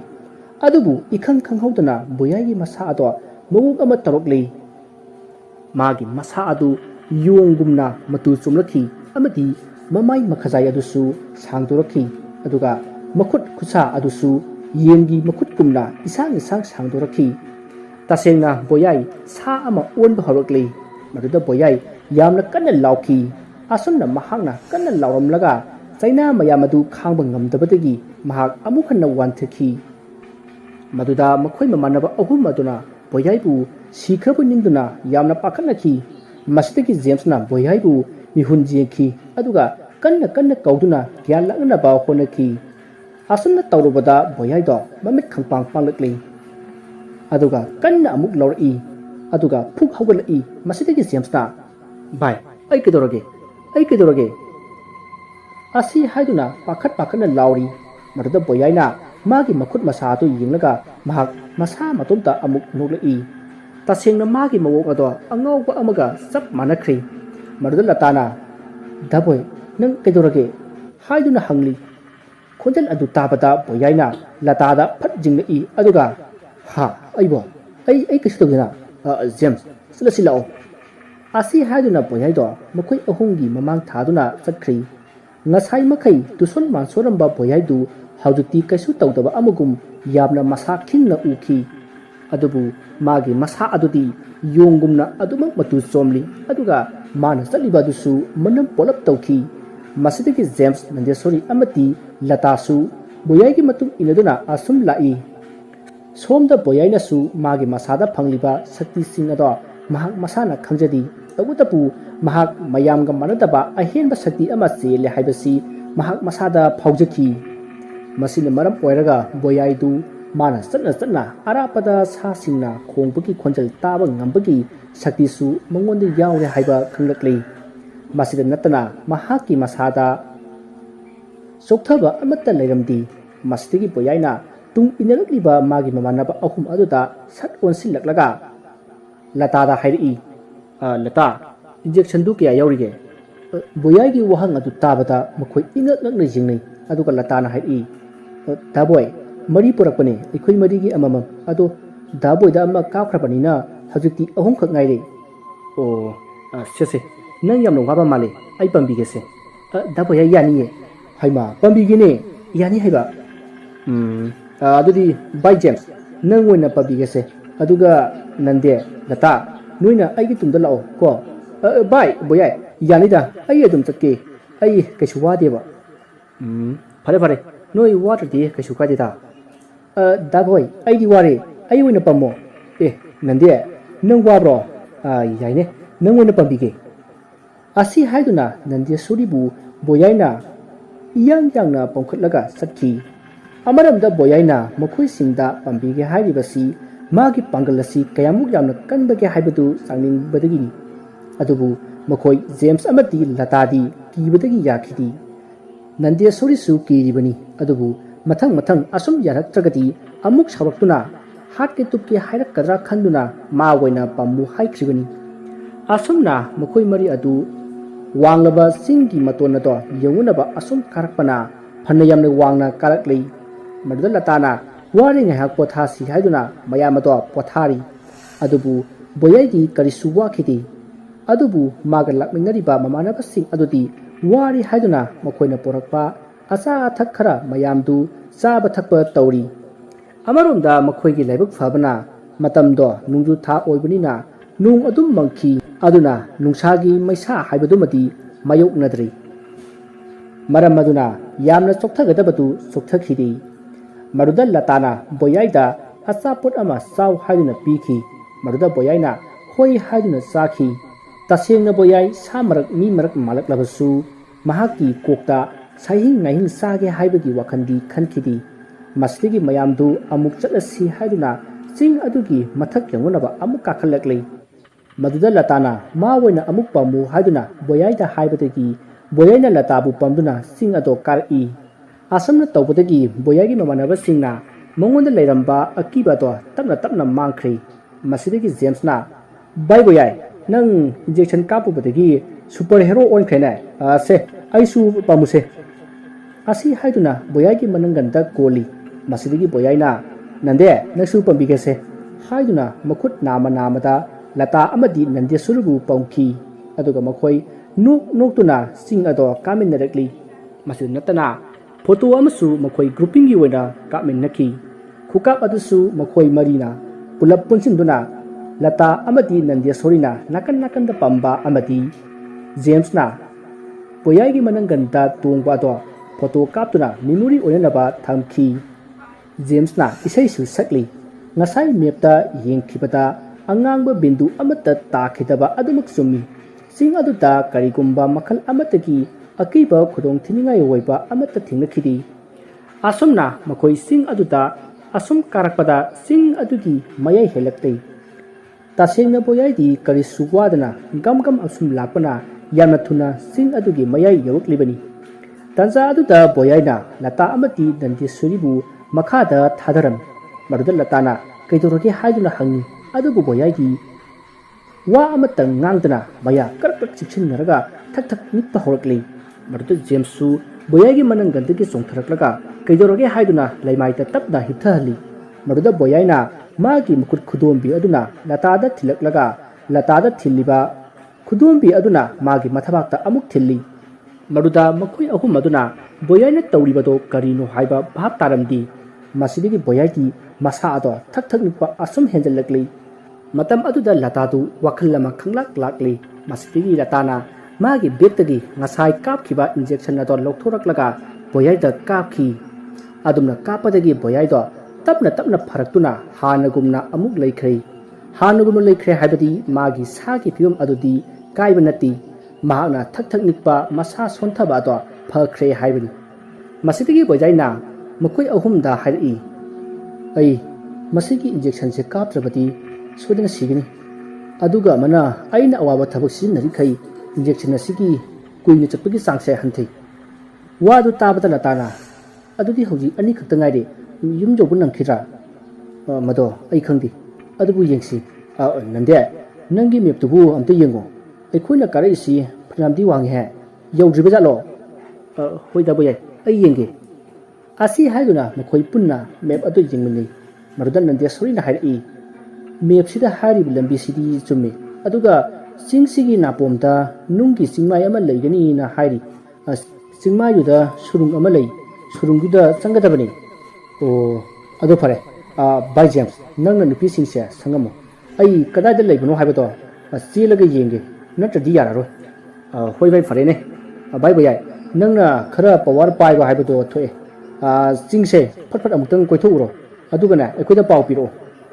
ꯋꯥꯗꯨ ꯇꯥꯕꯗ ꯃꯈꯣꯏ ꯋꯥ ꯅꯣꯛꯏ꯫ ꯃꯁꯤꯗꯒꯤ ꯕꯣꯌꯥꯏꯅ "ꯍꯣꯏ ꯐꯔꯦ, ꯑꯩ ꯌꯦꯡꯉꯨꯈꯤꯒꯦ" ꯍꯥꯏꯔꯝꯂꯒ ꯃꯅꯪꯒꯟꯗ ꯌꯥꯜꯂꯤꯕ ꯈꯥꯎ ꯑꯗꯣ ꯊꯅꯝꯂꯒ ꯃꯍꯥꯛ ꯆꯠꯅꯅꯕ ꯇꯧꯔꯛꯄꯗ ꯂꯇꯥꯅ "ꯗꯥꯕꯣꯏ, ꯉꯥꯏꯈꯨꯑꯣ"꯫ "ꯀꯩꯗꯧꯔꯒꯦ?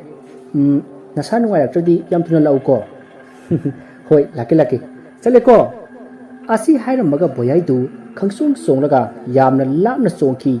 ꯑꯁꯨꯝꯅ ꯃꯊꯪ ꯆꯣꯡꯂꯒ ꯆꯠꯈ꯭ꯔꯤ ꯁꯣꯝꯗ ꯖꯦꯝꯁ ꯅꯟꯗꯦꯁꯣꯔꯤ ꯑꯃꯗꯤ ꯂꯇꯥ ꯃꯈꯣꯏ ꯃꯔꯤꯗꯨ ꯀꯔꯤꯕꯨ ꯊꯣꯛꯂꯒꯕ ꯍꯥꯏꯗꯨꯅ ꯊꯋꯥꯏ ꯋꯥꯅꯔꯤ ꯁꯣꯝꯗ ꯕꯣꯌꯥꯏꯗꯨ ꯑꯁꯨꯝ ꯆꯣꯡꯗꯨꯅ ꯂꯥꯛꯄꯅ ꯅꯨꯡꯒꯤ ꯆꯤꯡꯃꯩ ꯑꯃ ꯊꯦꯡꯅꯔꯤ ꯆꯤꯡꯃꯩ ꯑꯗꯨꯗ ꯁꯨꯔꯨꯡ ꯑꯃꯁꯨ ꯊꯦꯡꯅꯔꯤ ꯃꯁꯤꯗꯒꯤ ꯕꯣꯌꯥꯏꯅ ꯁꯨꯔꯨꯡ ꯑꯗꯨꯗ ꯆꯣꯡꯁꯤꯟꯗꯨꯅ ꯁꯨꯔꯨꯡ ꯑꯗꯨꯒꯤ ꯃꯄꯥꯟꯗ ꯂꯦꯞꯂꯒ ꯌꯦꯡꯉꯤ ꯃꯁꯤꯗꯒꯤ ꯃꯍꯥꯛꯅ ꯁꯨꯔꯨꯡ ꯑꯗꯨꯗꯒꯤ ꯑꯃꯨꯛ ꯊꯣꯔꯛꯇꯨꯅ ꯃꯈꯣꯏ ꯑꯍꯨꯝꯗ ꯁꯨꯔꯨꯡ ꯑꯗꯨ ꯂꯩꯍꯧꯔꯦ ꯍꯥꯏꯗꯨꯅ ꯄꯥꯎ ꯇꯝꯈꯤ ꯄꯥꯎꯗꯨ ꯇꯥꯕꯗ ꯃꯈꯣꯏ ꯁꯣꯏꯗ꯭ꯔꯦ ꯍꯥꯏꯗꯨꯅ ꯌꯥꯝꯅ ꯍꯔꯥꯎꯅꯈꯤ ꯑꯗꯨꯕꯨ ꯕꯣꯌꯥꯏꯗꯤ ꯍꯔꯥꯎꯈꯤꯗꯦ ꯃꯗꯨꯗ ꯖꯦꯝꯁꯅ ꯚꯥꯏ ꯀꯩꯗꯧꯔꯒꯦ ꯅꯪ ꯀꯩꯁꯨ ꯈꯟꯒꯅꯣ ꯑꯩꯈꯣꯏꯅ ꯐꯪꯒꯗꯧꯔꯤꯕ ꯂꯟ ꯊꯨꯝ ꯑꯗꯣ ꯇꯪꯈꯥꯏ ꯑꯃ ꯅꯪꯉꯣꯟꯗ ꯄꯤꯒꯦ ꯑꯗꯨꯒ ꯑꯔꯦꯝꯕ ꯇꯪꯈꯥꯏꯗꯣ ꯑꯗꯨ ꯑꯩꯈꯣꯏ ꯑꯍꯨꯝ ꯌꯦꯟꯅꯒꯦ ꯑꯁ ꯚꯥꯏ ꯑꯗꯨꯒꯤ ꯅꯠꯇꯦꯅꯦ ꯑꯩꯈꯣꯏꯅ ꯁꯨꯔꯨꯡꯗꯨ ꯇꯥꯟꯅ ꯆꯠꯄꯗോ ꯊꯥ 3 ꯍꯦꯟꯅ ꯆꯪꯒꯗꯧꯔꯤ ꯚꯥꯏ ꯑꯦ ꯀꯩꯅꯣ ꯍꯥꯏꯁꯤꯕꯣ ꯚꯥꯏ ꯅꯪꯗꯤ ꯉꯥꯏꯍꯥꯛꯇꯪꯁꯤꯗ ꯂꯥꯛꯏꯁꯤꯗꯤ ꯁꯤꯅ ꯀꯝꯗꯧꯕ ꯍꯣꯏꯅꯦ ꯚꯥꯏ ꯑꯗꯨꯕꯨꯗꯤ ꯆꯨꯝꯃꯤ ꯉꯥꯛꯇꯪꯗ ꯍꯜꯂꯛꯏꯁꯦ ꯑꯩꯒꯨꯝꯅ ꯅꯈꯣꯏꯁꯨ ꯁꯛꯇꯤ ꯆꯦꯜꯂꯝꯃꯗꯤꯅꯦ ꯉꯥꯛꯇꯪꯗ ꯑꯗꯨꯝ ꯌꯧꯕ ꯌꯥꯏ ꯑꯗꯨꯕꯨ ꯅꯈꯣꯏꯗꯤ ꯑꯩꯒꯨꯝꯅ ꯁꯛꯇꯤ ꯄꯥꯏꯕꯁꯨ ꯅꯠꯇꯦ ꯅꯨꯡꯒꯤ ꯆꯤꯡꯃꯥꯏꯗꯨ ꯌꯧꯕꯗꯅꯦ ꯊꯥ 3 ꯁꯣꯛꯅ ꯆꯪꯒꯅꯤ ꯑꯗꯨꯒꯤꯁꯨ ꯃꯊꯛꯇ ꯅꯨꯡꯒꯤ ꯆꯤꯡꯃꯥꯏ ꯑꯗꯣ ꯀꯥꯗꯕ ꯌꯥꯔꯣꯏ ꯃꯗꯨꯒꯤꯁꯨ ꯃꯊꯛꯇ ꯐꯛꯂꯥꯡꯒꯨꯝꯅ ꯉꯝꯂꯤꯕꯅꯤ ꯑꯩꯈꯣꯏꯗꯤ ꯃꯗꯨ ꯀꯥꯅꯕ ꯈꯨꯠꯁꯨ ꯈꯨꯠꯂꯥꯏ ꯑꯃꯠꯇꯁꯨ ꯌꯥꯎꯔꯛꯇꯦ ꯀꯃꯥꯏꯅ ꯀꯥꯒꯅꯤ ꯆꯨꯝꯃꯤꯅꯤ ꯚꯥꯏ ꯑꯗꯨꯁꯨ ꯑꯗꯨꯗꯤ ꯑꯩꯈꯣꯏ ꯌꯨꯝꯗ ꯍꯜꯂꯗ꯭ꯔꯣ ꯇꯟꯖꯥ ꯑꯗꯨꯗ ꯅꯟꯗꯦꯁꯣꯔꯤꯅ ꯗꯥ ꯕꯣꯏꯅ ꯑꯩꯈꯣꯏ ꯃꯌꯥꯝꯁꯤ ꯄꯣꯔꯒ ꯃꯐꯝ ꯑꯗꯨ ꯇꯥꯟꯅ ꯆꯠꯄꯗꯤ ꯌꯥꯔꯣꯏꯗ꯭ꯔꯣ ꯑꯦ ꯍꯣꯏꯅꯦ ꯅꯟꯗꯦ ꯒꯨꯗ ꯑꯥꯏꯗꯤꯌꯥ ꯃꯗꯣ ꯁꯣꯏꯗꯅ ꯌꯥꯒꯅꯤ ꯑꯗꯨꯕꯨ ꯏꯟꯖꯦꯛꯁꯟꯗꯤ ꯈꯔ ꯗꯔꯀꯥꯔ ꯑꯣꯏꯔꯛꯄ ꯌꯥꯏ ꯑꯗꯨꯕꯨ ꯇ꯭ꯔꯥꯏ ꯇꯧꯁꯤ ꯑꯁꯨꯝꯅ ꯍꯥꯏꯅꯗꯨꯅ ꯃꯈꯣꯏ ꯁꯨꯔꯨꯡ ꯑꯗꯨꯗ ꯂꯩꯔꯤꯕ ꯆꯤꯡꯃꯥꯏ ꯑꯗꯨ ꯇꯝꯅ ꯂꯥꯛꯂꯤ ꯃꯈꯣꯏꯅ ꯑꯁꯨꯝ ꯂꯥꯛꯄꯅ ꯅꯨꯡꯒꯤ ꯆꯤꯡꯃꯥꯏ ꯑꯗꯣ ꯊꯦꯡꯅꯔꯤ ꯆꯤꯡꯃꯥꯏ ꯑꯗꯨ ꯎꯕꯗ ꯃꯈꯣꯏ ꯑꯍꯨꯝꯗꯤ ꯑꯀꯤꯕ ꯐꯥꯎꯔꯤ ꯐꯛꯂꯥꯡꯒꯨꯝꯅ ꯖꯛ ꯉꯝꯂꯤꯕ ꯁꯤꯠ ꯅꯥꯟꯕ ꯆꯤꯡꯃꯥꯏ ꯑꯗꯨꯗ ꯀꯔꯝꯅ ꯕꯣꯌꯥꯏꯅ ꯃꯈꯣꯏꯕꯨ ꯄꯨꯔꯒ ꯀꯥꯗꯧꯔꯤꯕꯅꯣ ꯈꯟꯕꯗ ꯃꯈꯣꯏ ꯃꯊ꯭ꯋꯥꯏ ꯋꯥꯔꯝꯃꯤ ꯉꯝꯂꯔꯣꯏ ꯍꯥꯏꯅꯁꯨ ꯋꯥꯖꯈꯤ ꯃꯁꯤꯗꯒꯤ ꯈ꯭ꯋꯥꯏ ꯑꯍꯥꯟꯕ ꯑꯣꯏꯅ ꯕꯣꯌꯥꯏꯅ ꯅꯟꯗꯦꯁꯣꯔꯤꯕꯨ ꯄꯣꯗꯨꯅ ꯐꯛꯂꯥꯡꯒꯨꯝꯅ ꯉꯝꯂꯕ ꯆꯤꯡꯃꯥꯏ ꯑꯗꯨꯗ ꯀꯥꯕ ꯍꯧꯈꯤ ꯃꯇꯝ ꯑꯗꯨꯗ ꯉꯁꯥꯏ ꯃꯈꯩ ꯃꯈꯣꯏ ꯑꯍꯨꯝꯅ ꯎꯈꯤꯗ꯭ꯔꯤꯕ ꯕꯣꯌꯥꯏꯒꯤ ꯑꯉꯛꯄ ꯁꯛꯂꯣꯟ ꯑꯃ ꯎꯈꯤ ꯃꯗꯨꯗꯤ ꯕꯣꯌꯥꯏꯒꯤ ꯃꯈꯨꯠꯇꯒꯤ ꯃꯆꯤꯟ ꯇꯨꯝꯕ ꯌꯥꯝꯅ ꯀꯟꯕ ꯈꯨꯖꯤꯟ ꯀꯌꯥ ꯊꯤꯟꯗꯣꯔꯛꯇꯨꯅ ꯋꯥꯡꯂꯕ ꯅꯨꯡꯒꯤ ꯆꯤꯡꯃꯥꯏ ꯑꯗꯨꯗ ꯈꯣꯠꯇꯨꯅ ꯀꯥꯈꯤꯕꯗꯣ ꯎꯈꯤ ꯃꯗꯨ ꯎꯕꯗ ꯃꯈꯣꯏ ꯍꯥꯏꯐꯦꯠ ꯑꯀꯤꯕꯁꯨ ꯄꯣꯛꯈꯤ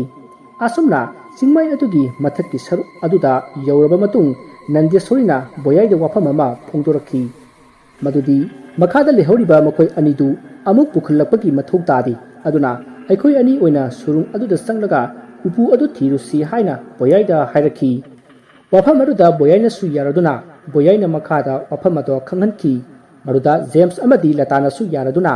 ꯕꯣꯌꯥꯏ ꯑꯃꯗꯤ ꯅꯟꯗꯦꯁꯣꯔꯤ ꯃꯈꯣꯏ ꯑꯅꯤ ꯁꯨꯔꯨꯡ ꯑꯗꯨꯗ ꯆꯪꯂꯛꯈꯤ ꯕꯣꯌꯥꯏ ꯑꯃꯗꯤ ꯅꯟꯗꯦꯁꯣꯔꯤꯅ ꯁꯨꯔꯨꯡ ꯑꯗꯨꯗ ꯍꯦꯛ ꯆꯪꯕꯒ ꯁꯨꯔꯨꯡ ꯑꯗꯨꯒꯤ ꯃꯅꯨꯡꯗ ꯑꯁꯥꯕ ꯃꯨꯔꯇꯤ ꯈꯔ ꯂꯩꯔꯝꯃꯤ ꯃꯨꯔꯇꯤꯁꯤꯡ ꯑꯗꯨꯒꯤ ꯃꯁꯛ ꯑꯗꯣ ꯃꯁꯛ ꯈꯪꯗꯕ ꯁꯥ ꯑꯃꯒꯤ ꯁꯕꯥꯟ ꯃꯥꯜꯂꯤ ꯑꯗꯨꯒꯨꯝꯂꯕ ꯃꯨꯔꯇꯤꯁꯤꯡ ꯑꯗꯣ ꯌꯦꯡꯗꯨꯅ ꯑꯁꯨꯝ ꯆꯪꯉꯛꯄꯗ ꯌꯣꯠꯀꯤ ꯊꯣꯡ ꯑꯃ ꯂꯩꯔꯝꯈꯤ ꯊꯣꯡ ꯑꯗꯣ ꯌꯥꯝꯅ ꯊꯣꯏꯅ ꯆꯥꯎꯗꯦ ꯃꯤ ꯑꯃꯅ ꯂꯦꯞꯈꯠꯂꯒ ꯆꯪꯕ ꯌꯥꯒꯗꯕ ꯊꯣꯡ ꯑꯣꯏꯗꯦ ꯑꯗꯨꯒꯤꯁꯨ ꯃꯊꯛꯇ ꯊꯣꯡ ꯑꯗꯨꯒꯤ ꯍꯥꯡꯕ ꯌꯥꯕ ꯄꯣꯅꯥ ꯑꯃꯠꯇ ꯎꯗꯦ ꯍꯦꯛ ꯌꯦꯡꯕꯗ ꯊꯣꯡꯅꯤ ꯍꯥꯏꯕꯗꯤ ꯈꯪꯂꯦ ꯑꯗꯨꯕꯨ ꯊꯣꯡ ꯑꯗꯣ ꯀꯔꯝꯅ ꯍꯥꯡꯒꯗꯕꯅꯣ ꯍꯥꯏꯕ ꯈꯪꯗ꯭ꯔꯤ ꯃꯁꯤꯗꯒꯤ ꯅꯟꯗꯦꯁꯣꯔꯤ ꯑꯃꯗꯤ ꯕꯣꯌꯥꯏꯅ ꯊꯣꯡ ꯑꯗꯨꯕꯨ ꯍꯥꯡꯅꯕ ꯀꯔꯥꯏꯗ ꯁꯣ ꯂꯩꯕꯒꯦ ꯍꯥꯏꯗꯨꯅ ꯀꯣꯏꯊꯤ ꯊꯤꯔꯤ ꯑꯗꯨꯕꯨ ꯁꯣ ꯑꯗꯤ ꯑꯃꯠꯇ ꯐꯪꯈꯤꯗꯦ ꯑꯁꯨꯝꯅ ꯊꯤꯔꯛꯄꯗ ꯕꯣꯌꯥꯏꯅ ꯉꯁꯥꯏ ꯃꯈꯣꯏꯅ ꯁꯨꯔꯨꯡ ꯆꯪꯂꯛꯄꯗ ꯂꯩꯍꯧꯕ ꯁꯥꯒꯤ ꯃꯨꯔꯇꯤ ꯑꯗꯨꯗ ꯃꯨꯟꯅ ꯌꯦꯡꯂꯒ ꯂꯩ ꯑꯗꯨꯒ ꯋꯥꯈꯜ ꯑꯁꯨꯝ ꯈꯜꯂꯤ ꯃꯁꯤꯗ ꯎꯔꯤꯕ ꯃꯨꯔꯇꯤꯁꯤ ꯏꯆꯝ ꯆꯝꯅ ꯐꯖꯅꯕ ꯊꯝꯕꯗꯤ ꯑꯣꯏꯔꯣꯏ ꯑꯗꯨꯅꯗꯤ ꯃꯨꯔꯇꯤꯁꯤꯗ ꯊꯣꯡ ꯑꯁꯤ ꯍꯥꯡꯕꯒꯤ ꯁꯣ ꯁꯣꯏꯗꯅ ꯂꯩꯔꯝꯒꯅꯤ ꯑꯗꯨ ꯑꯣꯏꯇꯥꯔꯒꯗꯤ ꯃꯁꯤ ꯊꯨꯒꯥꯏꯕ ꯇꯥꯔꯦ ꯑꯁꯤ ꯈꯜꯂꯒ ꯕꯣꯌꯥꯏꯅ ꯃꯨꯔꯇꯤ ꯑꯗꯨꯕꯨ ꯊꯨꯒꯥꯏꯅꯕ ꯍꯣꯠꯅꯔꯛꯏ ꯃꯗꯨꯗ ꯅꯟꯗꯦꯁꯣꯔꯤꯅ ꯀꯩꯅꯣ ꯇꯧꯔꯤꯗꯨꯕꯣ ꯍꯥꯏꯗꯨꯅ ꯍꯪꯉꯛꯏ ꯃꯗꯨꯗ ꯕꯣꯌꯥꯏꯅ ꯃꯨꯔꯇꯤ ꯑꯁꯤꯒꯤ ꯃꯅꯨꯡꯗ ꯁꯣ ꯌꯥꯎꯕ꯭ꯔꯥ ꯌꯦꯡꯒꯦ ꯇꯧꯔꯤꯕꯅꯤ ꯍꯥꯏꯅ ꯈꯨꯝꯈꯤ ꯃꯗꯨꯗ ꯅꯟꯗꯦꯁꯣꯔꯤꯅꯁꯨ ꯋꯥꯈꯜ ꯑꯃ ꯂꯥꯛꯇꯨꯅ ꯃꯨꯔꯇꯤ ꯑꯗꯨꯒꯤ ꯃꯅꯥꯛꯇ ꯆꯪꯁꯤꯜꯂꯤ ꯃꯨꯔꯇꯤ ꯑꯗꯣ ꯃꯤꯒꯤ ꯂꯦꯞꯃꯨꯛ ꯋꯥꯡꯉꯤ ꯑꯗꯨꯒ ꯃꯨꯁꯤꯟ ꯃꯨꯏ ꯃꯁꯤꯗꯒꯤ ꯅꯟꯗꯦꯁꯣꯔꯤꯅ ꯁꯥ ꯑꯗꯨꯒꯤ ꯃꯅꯤꯡ ꯃꯃꯥꯡ ꯑꯀꯣꯏꯕꯗ ꯑꯁꯨꯝ ꯌꯦꯡꯂꯛꯄꯗ ꯁꯥ ꯑꯗꯨꯒꯤ ꯑꯣꯏ ꯊꯪꯕ ꯃꯅꯥ ꯑꯗꯣ ꯈꯤꯇꯪ ꯊꯨꯞꯊꯔꯞ ꯇꯧꯅ ꯎꯈꯤ ꯑꯗꯨꯒ ꯌꯦꯠ ꯊꯪꯕ ꯃꯅꯥ ꯑꯗꯨꯅ ꯌꯥꯝꯅ ꯃꯑꯣꯡ ꯇꯥꯅ ꯂꯩꯕ ꯎꯈꯤ ꯃꯗꯨꯗ ꯅꯟꯗꯦꯁꯣꯔꯤꯅ ꯗꯕꯣꯏ ꯁꯤꯒꯤ ꯁꯥꯁꯤꯒꯤ ꯃꯅꯥꯁꯦ ꯃꯁꯤꯗ ꯑꯝꯇꯪ ꯂꯦꯡꯉꯨꯅꯦ ꯑꯗꯨꯒ ꯌꯦꯡꯁꯦ ꯃꯁꯤ ꯂꯦꯡꯕꯗ ꯀꯩꯗꯧꯒꯦ ꯍꯥꯏꯕꯗꯣ ꯌꯦꯡꯁꯤ ꯃꯁꯤ ꯂꯦꯡꯒꯗꯕ ꯃꯥꯜꯂꯤ ꯍꯣꯏ ꯍꯣꯏ ꯌꯦꯡꯒꯦ ꯑꯁꯤ ꯍꯥꯏꯗꯨꯅ ꯃꯈꯣꯏꯅ ꯎꯔꯤꯕ ꯁꯥ ꯑꯗꯨꯒꯤ ꯋꯣꯏ ꯊꯪꯕ ꯃꯅꯥ ꯑꯗꯨꯗ ꯕꯣꯌꯥꯏꯅ ꯄꯥꯏꯔꯒ ꯍꯥꯏꯐꯦꯠ ꯅꯣꯝꯂꯨꯏ ꯑꯗꯨꯕꯨ ꯀꯩꯁꯨ ꯇꯧꯈꯤꯗꯦ ꯃꯁꯤꯗꯒꯤ ꯑꯃꯨꯛ ꯕꯣꯌꯥꯏꯅ ꯍꯨꯠ ꯂꯩꯔꯨꯕꯗ ꯃꯅꯥ ꯑꯗꯣ ꯂꯩꯊꯣꯛ ꯂꯩꯁꯤꯟ ꯌꯥꯔꯝꯈꯤ ꯃꯁꯤꯗꯒꯤ ꯕꯣꯌꯥꯏꯅ ꯁꯥ ꯑꯗꯨꯒꯤ ꯃꯅꯥ ꯑꯗꯣ ꯍꯨꯠ ꯂꯥꯎꯅ ꯂꯩꯊꯔꯛꯄꯗ ꯌꯥꯝꯅ ꯍꯧꯕ ꯈꯣꯟꯖꯦꯜ ꯑꯃ ꯇꯥꯈꯤ ꯈꯣꯟꯖꯦꯜ ꯑꯗꯨ ꯇꯥꯕꯗ ꯕꯣꯌꯥꯏꯗꯣ ꯃꯥꯅ ꯄꯥꯏꯔꯤꯕ ꯁꯥ ꯑꯗꯨꯒꯤ ꯃꯅꯥ ꯑꯗꯣ ꯊꯥꯗꯣꯛꯂꯤ ꯑꯗꯨꯒ ꯁꯨꯔꯨꯡ ꯑꯗꯨꯒꯤ ꯃꯊꯛ ꯃꯈꯥ ꯅꯥꯛ ꯌꯦꯠ ꯀꯣꯏꯌꯦꯡ ꯌꯦꯡꯉꯤ ꯇꯥꯟꯖꯥ ꯑꯗꯨꯗ ꯁꯨꯔꯨꯡ ꯑꯗꯨꯒꯤ ꯃꯅꯨꯡꯗ ꯂꯩꯍꯧꯕ ꯌꯣꯠꯀꯤ ꯊꯣꯡ ꯑꯗꯣ ꯃꯁꯥ ꯃꯇꯣꯝꯇ ꯍꯥꯡꯗꯣꯔꯛꯂꯤ ꯃꯗꯨꯗ ꯅꯟꯗꯦꯁꯣꯔꯤ ꯑꯃꯗꯤ ꯕꯣꯌꯥꯏꯅ ꯌꯥꯝꯅ ꯍꯔꯥꯎꯖꯔꯤ ꯑꯗꯨꯕꯨ ꯊꯪꯅꯕ ꯃꯤꯀꯨꯞꯇ ꯊꯣꯡ ꯑꯗꯣ ꯍꯦꯛ ꯍꯥꯡꯕꯒ ꯃꯁꯛ ꯃꯃꯤꯡ ꯈꯪꯗꯕ ꯂꯝꯍꯨꯏ ꯀꯩꯁꯥꯜ ꯃꯥꯟꯕ ꯃꯃꯤꯠ ꯉꯥꯡꯁꯪ ꯉꯥꯡꯕ ꯁꯥ ꯑꯍꯨꯝ ꯂꯥꯎ ꯈꯣꯡꯗꯨꯅ ꯆꯦꯟꯊꯣꯔꯛꯂꯤ ꯑꯗꯨꯒ ꯅꯟꯗꯦꯁꯣꯔꯤ ꯑꯃꯗꯤ ꯕꯣꯌꯥꯏꯕꯨ ꯁꯦꯒꯥꯏꯗꯨꯅ ꯆꯥꯅꯅꯕ ꯍꯣꯠꯅꯔꯛꯂꯤ ꯃꯗꯨꯗ ꯕꯣꯌꯥꯏꯅ ꯃꯥꯒꯤ ꯑꯍꯦꯟꯕ ꯁꯛꯇꯤ ꯀꯌꯥ ꯄꯨꯊꯣꯛꯇꯨꯅ ꯍꯧꯖꯤꯛ ꯊꯣꯔꯛꯂꯤꯕ ꯁꯥꯁꯤꯡ ꯑꯗꯨꯒ ꯑꯀꯟꯕ ꯃꯑꯣꯡꯗ ꯂꯥꯟꯊꯦꯡꯅꯔꯛꯂꯤ ꯑꯗꯨꯒ ꯑꯃꯔꯣꯝꯗꯅ ꯅꯟꯗꯦꯁꯣꯔꯤꯗꯤ ꯀꯤꯕꯅ ꯁꯨꯔꯨꯡ ꯑꯗꯨꯒꯤ ꯑꯃꯝꯕ ꯀꯥꯆꯤꯟ ꯑꯃꯗ ꯇꯥꯁꯤꯟꯗꯨꯅ ꯂꯩꯔꯤ ꯑꯁꯨꯝꯅ ꯌꯣꯠꯀꯤ ꯊꯣꯡ ꯑꯗꯨꯗꯒꯤ ꯆꯣꯡꯊꯣꯔꯛꯏꯕ ꯁꯥ ꯑꯍꯨꯝ ꯑꯗꯨꯒ ꯑꯀꯟꯕ ꯐꯥꯏꯠ ꯇꯧꯅꯕꯗ ꯕꯣꯌꯥꯏꯗꯣ ꯌꯥꯝꯅ ꯁꯣꯛꯈꯤ ꯑꯗꯨꯕꯨ ꯃꯍꯥꯛ ꯃꯁꯥꯗ ꯆꯩꯅꯥ ꯑꯃꯠꯇ ꯐꯪꯗꯕꯒꯨꯝ ꯌꯥꯝꯅ ꯀꯟꯅ ꯐꯨꯅꯈꯤ ꯑꯁꯨꯝꯅ ꯐꯨꯅꯕꯗꯒꯤ ꯕꯣꯌꯥꯏꯅ ꯁꯥ ꯑꯍꯨꯝ ꯑꯗꯣ ꯃꯈꯦꯠ ꯁꯦꯒꯥꯏꯗꯨꯅ ꯑꯃꯗꯤ ꯃꯉꯛ ꯐꯨꯗꯠꯇꯨꯅ ꯍꯥꯠꯈꯤ ꯑꯗꯨꯒ ꯑꯃꯔꯣꯝꯗ ꯌꯥꯝꯅ ꯉꯛꯄ ꯑꯃꯅ ꯊꯣꯔꯛꯂꯤꯕ ꯁꯥꯁꯤꯡ ꯑꯗꯨꯅ ꯍꯦꯛ ꯁꯤꯕꯒ ꯁꯥꯁꯤꯡ ꯑꯗꯨ ꯃꯇꯝ ꯀꯌꯥꯗꯒꯤ ꯁꯤꯗꯨꯅ ꯂꯥꯛꯂꯕ ꯑꯁꯤꯕ ꯁꯥꯒꯤ ꯁꯔꯨ ꯁꯔꯥꯡꯒꯨꯝ ꯍꯧꯖꯤꯛꯇ ꯁꯤꯔꯤꯕ ꯁꯥꯁꯤꯡ ꯑꯗꯨꯁꯨ ꯁꯔꯨ ꯁꯔꯥꯡ ꯉꯥꯛꯇ ꯑꯣꯟꯈ꯭ꯔꯦ ꯃꯗꯨ ꯎꯕꯗ ꯕꯣꯌꯥꯏ ꯑꯃꯗꯤ ꯅꯟꯗꯦꯁꯣꯔꯤ ꯄꯨꯡꯉꯛ ꯉꯛꯏ ꯑꯁꯨꯝꯅ ꯁꯥ ꯑꯗꯣ ꯍꯥꯠꯄ ꯂꯣꯏꯔꯕꯅꯤꯅ ꯃꯈꯣꯏ ꯑꯅꯤ ꯁꯨꯔꯨꯡ ꯃꯅꯨꯡꯒꯤ ꯌꯣꯠꯀꯤ ꯊꯣꯡ ꯑꯗꯨꯗ ꯆꯪꯉꯛꯂꯤ ꯑꯁꯨꯝꯅ ꯃꯈꯣꯏꯅ ꯍꯦꯛ ꯆꯪꯕꯒ ꯁꯨꯔꯨꯡ ꯑꯗꯨꯒꯤ ꯌꯣꯠꯀꯤ ꯊꯣꯡ ꯑꯗꯣ ꯃꯁꯥ ꯃꯇꯣꯝꯇ ꯈꯪꯂꯣꯟ ꯂꯣꯟꯁꯤꯟꯈꯤ ꯊꯣꯡ ꯑꯗꯨꯅ ꯍꯦꯛ ꯂꯣꯟꯁꯤꯟꯕꯗ ꯃꯈꯣꯏꯅ ꯆꯪꯂꯛꯂꯤꯕ ꯀꯥ ꯑꯗꯣ ꯄꯨꯡꯂꯝ ꯃꯝꯈꯤ ꯃꯗꯨꯗ ꯅꯟꯗꯦꯁꯣꯔꯤꯅ ꯃꯥꯒꯤ ꯈꯥꯎꯗꯒꯤ ꯂꯥꯏꯠ ꯑꯃ ꯂꯧꯊꯣꯔꯛꯂꯒ ꯊꯥꯟꯕꯗꯒꯤ ꯃꯐꯝꯗꯣ ꯉꯥꯜꯂꯤ ꯃꯁꯤꯗꯒꯤ ꯃꯈꯣꯏ ꯑꯅꯤ ꯃꯈꯥ ꯇꯥꯅ ꯁꯨꯔꯨꯡ ꯑꯗꯨꯒꯤ ꯃꯅꯨꯡꯗ ꯂꯩꯔꯝꯕ ꯌꯣꯠꯀꯤ ꯊꯣꯡ ꯑꯗꯨꯒꯤ ꯃꯅꯨꯡꯂꯣꯝꯗ ꯑꯁꯨꯝ ꯆꯪꯂꯛꯏ ꯁꯣꯝꯗ ꯅꯥꯀꯟ ꯑꯃꯗꯅ ꯅꯨꯡꯒꯤ ꯆꯤꯡꯃꯥꯏ ꯑꯗꯨꯒꯤ ꯃꯈꯥꯗ ꯂꯩꯍꯧꯔꯤꯕ ꯖꯦꯝꯁ ꯑꯃꯗꯤ ꯂꯇꯥꯗꯨ ꯉꯁꯥꯏ ꯃꯊꯛꯇ ꯕꯣꯌꯥꯏꯅ ꯂꯥꯎ ꯈꯣꯡꯗꯨꯅ ꯁꯥ ꯑꯍꯨꯝꯒ ꯐꯨꯅꯕꯒꯤ ꯈꯣꯟꯖꯦꯜ ꯇꯥꯍꯧꯕꯗꯒꯤ ꯃꯈꯣꯏꯗꯤ ꯄꯥꯈꯠꯄꯅ ꯂꯣꯏꯔꯕꯅꯤ ꯑꯁꯣꯛ ꯑꯄꯟ ꯃꯤꯁꯤ ꯃꯤꯅꯥ ꯌꯥꯎꯔꯝꯒꯗ꯭ꯔꯥ ꯍꯥꯏꯅꯁꯨ ꯄꯥꯈꯠꯅꯔꯤ ꯑꯁꯨꯝꯅ ꯄꯥꯈꯠꯇꯨꯅ ꯂꯩꯔꯤꯉꯩ ꯖꯦꯝꯁ ꯑꯃꯗꯤ ꯂꯇꯥꯅ ꯂꯩꯔꯤꯕ ꯃꯐꯝ ꯑꯗꯨꯒꯤ ꯑꯀꯣꯏꯕꯗ ꯁꯥ ꯀꯌꯥꯅ ꯈꯣꯡꯕꯒꯤ ꯈꯣꯟꯖꯦꯜ ꯇꯥꯔꯛꯂꯤ ꯈꯣꯟꯖꯦꯜ ꯑꯗꯨ ꯇꯥꯕꯗ ꯂꯇꯥꯗꯤ ꯀꯤꯕꯅ ꯂꯣꯏꯔꯤ ꯀꯔꯤ ꯑꯃꯨꯛ ꯇꯧꯔꯛꯀꯗꯧꯔꯤꯕ ꯖꯥꯠꯅꯣ ꯍꯥꯏꯅ ꯈꯟꯕꯗ ꯃꯁꯥꯗꯣ ꯂꯩꯇꯥꯐꯝ ꯈꯪꯈꯤꯗꯦ ꯑꯁꯨꯝꯅ ꯈꯜꯂꯤꯉꯩ ꯀꯗꯣꯝꯗꯒꯤꯅꯣ ꯈꯪꯍꯧꯗꯅ ꯃꯈꯣꯏꯅ ꯂꯩꯔꯤꯕ ꯃꯐꯝ ꯑꯗꯨꯗ ꯉꯔꯥꯡ ꯃꯈꯣꯏꯅ ꯎꯈꯤꯕ ꯁꯦꯛꯄꯤꯒꯤ ꯃꯑꯣꯡ ꯃꯥꯟꯕ ꯃꯨꯁꯤꯟ ꯃꯨꯕ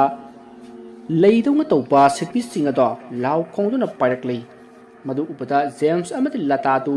ꯖꯒꯥ ꯑꯃꯗ ꯆꯦꯟꯁꯤꯟꯗꯨꯅ ꯂꯣꯠꯈꯤ ꯑꯗꯨꯒ ꯍꯧꯖꯤꯛ ꯄꯥꯏꯊꯣꯔꯛꯏꯕ ꯁꯦꯛꯄꯤꯁꯤꯡ ꯑꯗꯨꯅ ꯃꯐꯝ ꯑꯗꯨꯒꯤ ꯈꯔ ꯋꯥꯡꯕ ꯎ ꯑꯃꯒꯤ ꯃꯇꯣꯟꯗ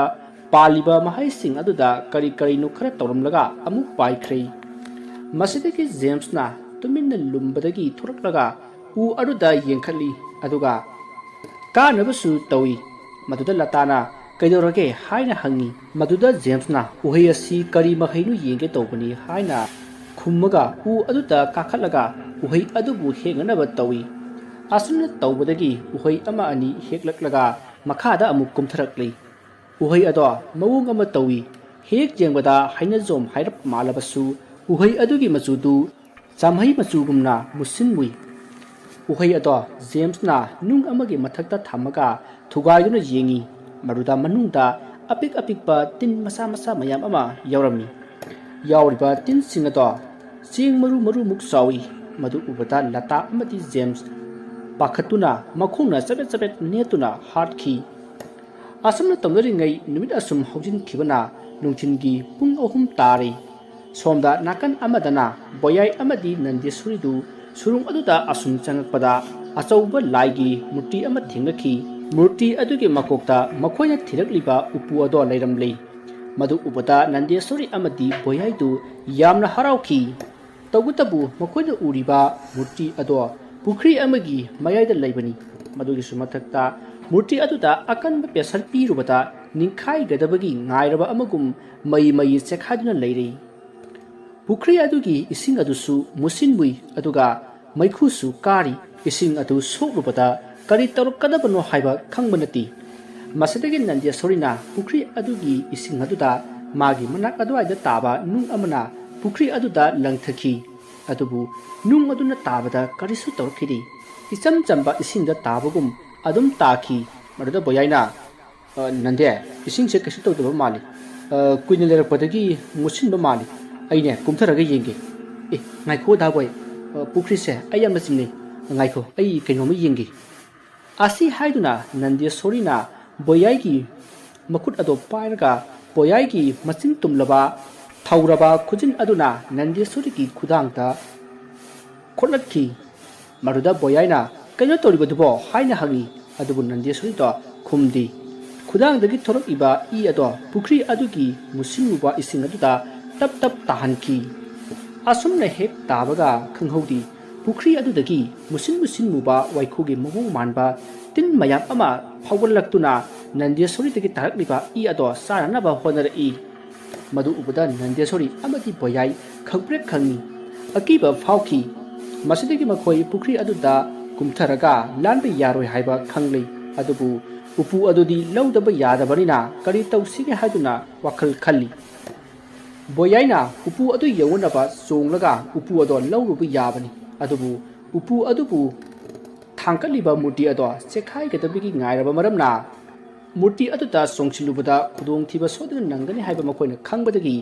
थबक अदो पांथोखिदी मदुना तबादा करी करमना तौरगा उpu अदो लौसिगे हाइना वा खनरी असुमना खन्ना खन्ना मतमदे असुम हौजनख्रै मरुदा बोयाइना मखोइना ngaलिबा लाइट अदो पाइदुना मखोइना लरिबा सुरुंग अदुगी मथकलोमदा यंखलई मतम अदुदा सुरुंग अदुगी मथकलोमदगी उरा मयाम अमा मरी मरी यान्थबदु उबदगी बोयाइना उरा सिंग अदुदा यालगा तपना कुमथरगलगा उpu अदो लौबा यागनी खंगबदगी बोयाइना खंगचोंग चोंखलगा उरा सिंग अदुदा याली अदुगा उरा सिंग अदुदा यान यान्दुना असुम चत्तुना पुख्री अदो लांथोकले अदुगा उpu अदुना लरिबा मपा अदुदा सबसाना कुमथरकले असुमना कुमथरकपदा उpu अदो यौगदबा खर वाटलिङै उरा अदो लोइख्रै मरमसिना उpu अदु लांबा फंग्रै तौरिबा मगो अदुदा बोयाइदु यामना साउनिंबा फौरक्लदुना यामना कन्ना लाउरई महाना लाउबदु सा अमना खोंबगुम हौखी खोंजल अदु ताबदा नंदेश्वरी मसादा अकीबा पाखतबा फाउखी मसिदगी बोयाइदु परप परप लागा मना अदवाइदा लैबा अचौबा नुसिंग अदो मुसिन मुबा पुख्री अदुदा थादबा हौरई अदुबु फनियामना थादरबसु पुख्री अदुगी इमाई मथक फाउदुना नुंग अदो लैहनबा ngamdri मसिदगी बोयाइना फम्मगा वाखल असुम खंदुना लेरिङै नंदेश्वरीना मफम अदुगी अकोइबा अदुदा असुम यंगलकपदा यामना चावबा कोंदुम ताबा नुंग अमा उखी मदु उपदा महाकना बोयाइदा नुंग अदो पुख्री असिदा इंथरगा लानगदबा ओइरमगनी हाइदुना खंगहनखी मरुदा बोयाइना नुंग अदुदा अमुक जेंगगा पुख्री अदुदा अमुक जेंगी मसिदगी फुक हवगलगा नुंग अदुबु पुख्री अदुदा इंथरनबा होनरई अदुबु इंथबदा पाकना सखिदी अदुबु अदुक चावबा नुंग अदो इंथरनबा होनबदा बोयाइदु मसादा अवाबा खरदी फावरे अदुबु बोयाइना अरैबी पांगन पुथोक्तुना नुंग अदो पुख्री अदु तमना इंथरकपदा नुंग अदो मसी लेंगले अदुगा गुरोंग गुरोंग ओंथरगा पुख्री अदुदा तासिनखी पुख्री अदुदा नुंगजाव अदुना हेक ताबगा नुंगजाव अदुगी अचौबा अदुना पुख्री अदुगी नाकन अनि अदुदा थेंगबदगी तसेंगना नुंगदुंगी थोंग अमा ओनख्रै मसिदगी नंदेश्वरीना बोयाइदा उpu अदो लौरुनबा हाइबदगी बोयाइना परप परप चत्तुना उpu अदो लौरुनबा होनै उpu अदु अचौबा ब्लैंकेट अमा तंखाई हापा चनगदबा अचौबा उपुनी उpu अदुगी मपान खुदिमक तप नपसिनदुना सौजिल्ली अदुगा सोसु पांदी उpu अदुगी ममाइदा असीबा मिगी मकोकी सरुगी सक्तम हई अदुगा mamit aduna angangba nung ani pali masidagi boyaina upu adugi manakta prap prap sangsillaga upu ado tap launa fairga thangat pada asuki matik lungki adubu boyaina upu ado namduna thangat laga yamna wana lumna puthoraklei asumna tawbada magi pangal ado asum asum sonthaраklei adubu boyaina namduna upu ado thangduna poraklei matam aduda mahak wabana masa ado thak thak nikpa horoklabani adubu pukri adutadi lanthok age khalladuna boyai magi arebi pangal puthokduna pukri ado lanthoraklei matam aduda makhoina khalambado sumli madudi upu aduna leiramliba murti ado masa matomta ningkhaiduna upul wonkhri murti aduda natana surung adusu grang grang nikpa horoklei tarokliba mawong aduda nandeswarina daboy akhoi lawriba upu khulokse lale aduna akhoi mafam asidagi chatpa ngamdanaba akhoi soidana sikhinabagi surungse soidana ninkhailaklani aduna akhoi soidana siba tare mafam ase thadoklaga yam tuna chalungnaba torase aduni nande ngasaidagi akhoina siyo machet khangna honnariba lawunaba tanariba pusiri kamdoba daboy leja horosano chalachilao hai madu yaroi nande se nangne chatpa horo ai upuse thanga age asumna boyaina waraba thak thak niklaba hakchang aduna upu adupu thangduna poraklei nandesori su matiang pangli masidagi nandesori na surung aduda leiriba uri maya masina upu aduda kisallaga singlasi haibadagi uri singaduna upu aduda kisallaga upu ado nandesori amati boyaina surung adudagi singthoknaba laknari asumna porakpana usin nasin ngasai makhoina sangkhiba yotki thongado yoroklei adubu laibak thibana thongado matau karamna hangadabano haiba khangdri maramaduna upu aduga konana nandesori amati boyai surung aduda adumak siba tarami masdigi boyaina nandesori da hai nande khawuda injection du yauribro ha ai yenge da boyai as da boyai makhada latana pai hore ꯑꯩꯈꯣꯏꯁꯦ ꯕꯥꯞ ꯑꯣꯏꯍꯧꯗꯕ ꯍꯥꯏꯗꯨꯅꯤ ꯐꯔꯦ ꯑꯩꯅ ꯊꯣꯡꯁꯤ ꯐꯛꯀꯥꯏꯔꯒꯦ ꯑꯗꯨꯕꯨ ꯊꯣꯡꯁꯦ ꯀꯧꯈꯥꯏꯕꯗ ꯑꯩꯗꯤ ꯁꯣꯏꯗꯅ ꯋꯥꯟꯊꯈ꯭ꯔꯅꯤ ꯑꯗꯨꯕꯨꯅꯦ ꯅꯪ ꯃꯐꯝꯁꯤꯗꯒꯤ ꯆꯠꯈ꯭ꯔꯣꯀꯣ ꯎꯄꯨꯁꯤꯗꯤ ꯑꯗꯨꯝ ꯂꯩꯖꯔꯣꯁꯅꯨ ꯃꯥꯡꯖꯔꯣꯁꯅꯨꯗꯅ ꯑꯁꯤ ꯍꯥꯏꯗꯨꯅ ꯕꯣꯌꯥꯏꯅ ꯑꯔꯣꯏꯕ ꯑꯣꯏꯅ ꯀꯟꯅ ꯂꯥꯎꯔꯝꯃꯒ ꯌꯨꯠꯀꯤ ꯊꯣꯡ ꯑꯗꯨꯗ ꯍꯥꯏꯖꯤꯟꯗꯨꯅ ꯆꯦꯟꯁꯤꯜꯂꯒ ꯌꯨꯠꯀꯤ ꯊꯣꯡ ꯑꯗꯨꯗ ꯊꯣꯝꯖꯤꯟꯈꯤ ꯃꯁꯤꯗꯒꯤ ꯕꯣꯌꯥꯏ ꯒ꯭ꯌꯥꯟ ꯑꯗꯨꯃꯛ ꯃꯥꯡꯈ꯭ꯔꯤ ꯑꯗꯨꯕꯨ ꯌꯣꯠꯀꯤ ꯊꯣꯡ ꯑꯗꯨꯗꯤ ꯐꯛꯀꯥꯏꯍꯧꯔꯤ ꯑꯁꯨꯝꯅ ꯊꯣꯡ ꯑꯗꯨ ꯍꯦꯛ ꯐꯛꯀꯥꯏꯔꯨꯕꯗ ꯁꯨꯔꯨꯡ ꯑꯗꯨꯒꯤ ꯃꯅꯨꯡ ꯑꯃꯗꯤ ꯃꯄꯥꯟꯗ ꯌꯣꯠ ꯑꯗꯤ ꯇꯛꯈꯥꯏꯅꯕꯒꯤ ꯑꯍꯧꯕ ꯃꯈꯣꯜ ꯑꯃ ꯇꯥꯈꯤ ꯑꯗꯨꯒ ꯀꯔꯤꯒꯨꯝꯕ ꯄꯣꯠꯁꯛ ꯑꯃ ꯀꯥꯏꯕꯒꯤ ꯑꯍꯧꯕ ꯃꯈꯣꯜ ꯑꯃꯁꯨ ꯇꯥꯈꯤ ꯃꯗꯨꯗꯒꯤ ꯁꯨꯔꯨꯡ ꯑꯗꯨꯒꯤ ꯃꯊꯛꯇꯒꯤ ꯅꯨꯡ ꯃꯆꯥ ꯃꯆꯥ ꯀꯌꯥ ꯇꯤꯡꯊꯔꯛꯇꯨꯅ ꯀꯥꯏꯕ ꯍꯧꯔꯛꯂꯤ ꯑꯗꯨꯕꯨ ꯕꯣꯌꯥꯏꯗꯤ ꯑꯗꯨꯃꯛ ꯒ꯭ꯌꯥꯟ ꯃꯥꯡꯈ꯭ꯔꯤ ꯃꯇꯝ ꯈꯔ ꯍꯧꯈ꯭ꯔꯤ ꯊꯧꯗꯣꯛ ꯑꯗꯨꯒꯤ ꯃꯇꯨꯡ ꯄꯨꯡ 3:30ꯃꯨꯛꯀꯤ ꯃꯇꯨꯡꯅꯤ ꯕꯣꯌꯥꯏ ꯒ꯭ꯌꯥꯟ ꯂꯥꯛꯈꯤ ꯃꯍꯥꯛꯅ ꯒ꯭ꯌꯥꯟ ꯂꯥꯛꯄꯗ ꯃꯅꯥꯛꯇ ꯅꯟꯗꯦꯁꯣꯔꯤ ꯑꯃꯗꯤ ꯂꯇꯥ ꯐꯝꯗꯨꯅ ꯂꯩꯔꯝꯃꯤ ꯑꯗꯨꯕꯨ ꯖꯦꯝꯁꯇꯤ ꯎꯔꯝꯗꯦ ꯃꯗꯨꯗ ꯕꯣꯌꯥꯏꯅ ꯐꯨꯛ ꯍꯧꯒꯠꯂꯛꯂꯒ ꯑꯩꯗꯤ ꯁꯤꯗ ꯀꯃꯥꯏꯅ ꯂꯩꯔꯝꯃꯤꯌꯣ ꯃꯐꯝꯁꯤꯅ ꯀꯔꯥꯏꯗꯅꯣ ꯃꯝꯕꯅꯤꯅ ꯑꯩ ꯃꯊꯣꯡ ꯃꯔꯝ ꯑꯃꯠꯇ ꯈꯪꯗ꯭ꯔꯦ ꯂꯇꯥ ꯖꯦꯝꯁꯇꯤ ꯑꯁꯨꯝꯅ ꯕꯣꯌꯥꯏꯅ ꯀꯣꯏꯍꯪ ꯍꯪꯂꯛꯄ ꯑꯗꯨꯗ ꯅꯟꯗꯦꯁꯣꯔꯤꯅ ꯃꯍꯥꯛꯄꯨ ꯇꯞꯊꯅꯕ ꯀꯟꯅ ꯍꯥꯏꯔꯤ ꯑꯗꯨꯒ ꯂꯇꯥꯅꯁꯨ ꯇꯞꯊꯅꯕ ꯀꯟꯅ ꯈꯥꯝꯂꯤ ꯃꯇꯝ ꯑꯗꯨꯗ ꯖꯦꯝꯁꯇꯨ ꯊꯣꯛꯂꯛꯂꯤ ꯑꯗꯨꯕꯨ ꯖꯦꯝꯁꯇꯨ ꯍꯥꯟꯅꯒꯤ ꯖꯦꯝꯁ ꯑꯗꯣ ꯑꯣꯏꯔꯝꯗ꯭ꯔꯤ ꯃꯍꯥꯛꯁꯨ ꯕꯣꯌꯥꯏꯒꯨꯝꯅ ꯁꯥꯑꯣꯏ ꯃꯤꯑꯣꯏ ꯇꯧꯗꯨꯅ ꯂꯩꯔꯝꯂꯤ ꯃꯗꯨ ꯎꯕꯗ ꯕꯣꯌꯥꯏ ꯄꯨꯡꯉꯛ ꯉꯛꯈ꯭ꯔꯦ ꯃꯁꯤꯗꯒꯤ ꯕꯣꯌꯥꯏꯅ ꯀꯔꯝꯅ ꯇꯧꯔꯤꯕꯅꯣ ꯍꯥꯏꯅ ꯍꯪꯈꯤ ꯃꯗꯨꯗ ꯂꯇꯥꯅ ꯋꯥꯔꯤ ꯂꯤꯕ ꯍꯧꯔꯛꯏ ꯕꯣꯌꯥꯏ ꯍꯣꯏꯅ ꯅꯨꯡꯒꯤ ꯆꯤꯡꯃꯥꯏ ꯑꯗꯨꯗ ꯀꯥꯈ꯭ꯔꯕ ꯃꯇꯨꯡ ꯊꯥꯅ ꯈꯣꯡꯕꯒꯤ ꯑꯍꯧꯕ ꯃꯈꯣꯜ ꯀꯌꯥ ꯇꯥꯈꯤ ꯃꯗꯨꯗ ꯃꯈꯥꯗ ꯂꯩꯔꯤꯕ ꯖꯦꯝꯁ ꯑꯃꯗꯤ ꯂꯇꯥ ꯑꯗꯣ ꯂꯩꯕ ꯌꯥꯈꯤꯗꯦ ꯃꯁꯤꯅ ꯃꯔꯝ ꯑꯣꯏꯔꯒ ꯃꯊꯛꯇ ꯀꯔꯤ ꯊꯧꯗꯣꯛ ꯊꯣꯛꯂꯤꯕ ꯖꯥꯠꯅꯣ ꯍꯥꯏꯕꯗꯣ ꯌꯥꯝꯅ ꯈꯪꯅꯤꯡꯈꯤ ꯑꯗꯨꯕꯨ ꯎꯄꯥꯏꯗꯤ ꯂꯩꯈꯤꯗꯦ ꯃꯗꯨꯒꯤ ꯃꯇꯨꯡ ꯅꯨꯃꯤꯗꯥꯡ ꯋꯥꯏꯔꯝ ꯌꯧꯔꯛꯂꯕꯗ ꯆꯤꯡ ꯅꯤꯡꯈꯥꯏꯕꯒꯤ ꯑꯍꯧꯕ ꯃꯈꯣꯜ ꯀꯌꯥ ꯇꯥꯕ ꯍꯧꯔꯛꯈꯤ ꯑꯗꯨꯒ ꯆꯤꯡ ꯑꯗꯨꯁꯨ ꯊꯛ ꯊꯛ ꯅꯤꯛꯈꯤ ꯃꯗꯨꯗ ꯖꯦꯝꯁꯇꯨ ꯂꯩꯕ ꯌꯥꯗꯗꯨꯅ ꯃꯥꯒꯤ ꯃꯅꯪꯒꯟꯗ ꯄꯨꯔꯤꯕ ꯕꯦꯒ ꯑꯗꯨꯗꯒꯤ ꯉꯔꯥꯡ ꯕꯣꯌꯥꯏꯒꯤ ꯃꯅꯪꯒꯟꯗ ꯅꯞꯈꯤꯕ ꯖꯤꯕꯗꯣ ꯂꯧꯊꯣꯔꯛꯈꯤ ꯃꯗꯨ ꯎꯕꯗ ꯂꯇꯥꯗꯤ ꯀꯤꯕꯒ ꯄꯥꯈꯠꯄꯒꯅ ꯀꯟꯅ ꯀꯞꯈꯤ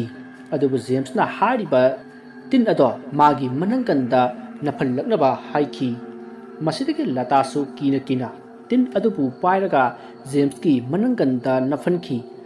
maduda James tu hauna nabadagi lauki madugi matung ngahak lairaga mahak masa ado boyai na tawkiba adugumna tawba hawraklei masdagi James na tin ado lauthoklaga han haplamba khaw aduda hapchinnaba haiki marudagi matung boyai da kapkhiba injection ado mangonda kapnaba haibadagi latara James ta kapki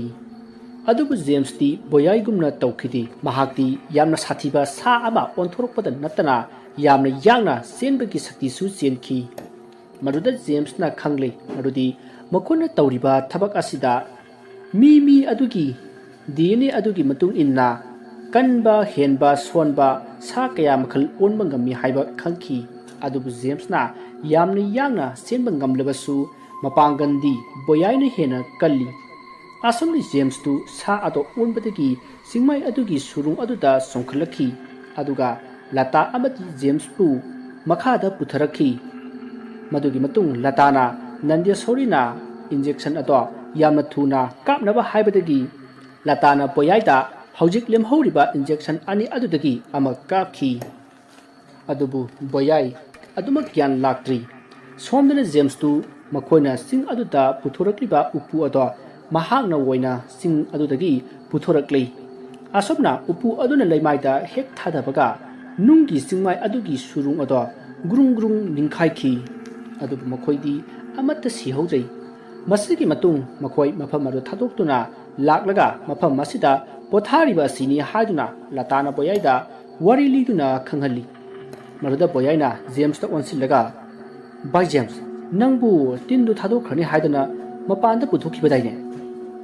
by boyai nang saungko aina tindo kari kamdo bono haibatu ai tiasamna tongbadagi aina tomina aigi bekta hapchinkibani noi saunuko asbai saubna tini harauri bani nangna tindu losillamdrabati aikhoi loinam khiramajo nangna tindu losillamagi natro aikhoi na ngasi amuk punba phangise ado nangdi tindugi huduna sa onba yai haibasidi kamaina khangiba bai boyai adumadi ai khangdi tasengna ko ai khangdi aidi tindo aigi lepta puraka kari kamdo bono haibadu yengena tawkhibani tanja aduda latana ho adu hojikti nabani mak superhero olaba natro maduda nandia sorina amuk ho superhero nati super monkey ne asi haiduna makhoi wa noki asumna numidang aduma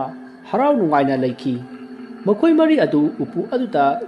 kari bu yarongadabano haiduna yamna yingninki adubu maibi aduna upu ado karigumba phanglabati lama khangda hangdokpa yadi haiduna kanna sinnarakpana maram oiraga makhoina hanglinglabasu hangkhidi asumna makhoi mari ado upu adugi manungda yarongadaba ado kari oramba yaya haiduna wari sana adumak tumkhri adubu James amadi boyaidi tumkhidi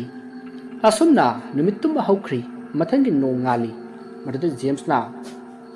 bye boyai lataga nandia sori gasi aina singsi makongda thanamage aduga ai amuk lakki aduga upuse thangminasi bai adugi di kaisu khalluda ai ithanta hojikti upuse thangba ngamani ngarang dabu injection gi limit tu loikibadagi sonthakibani da farene du waragana ai nupi singse pukhrage nangsu lao ko asi haiduna James na magi mananganda makhoina porakpa achauba khawa hum ado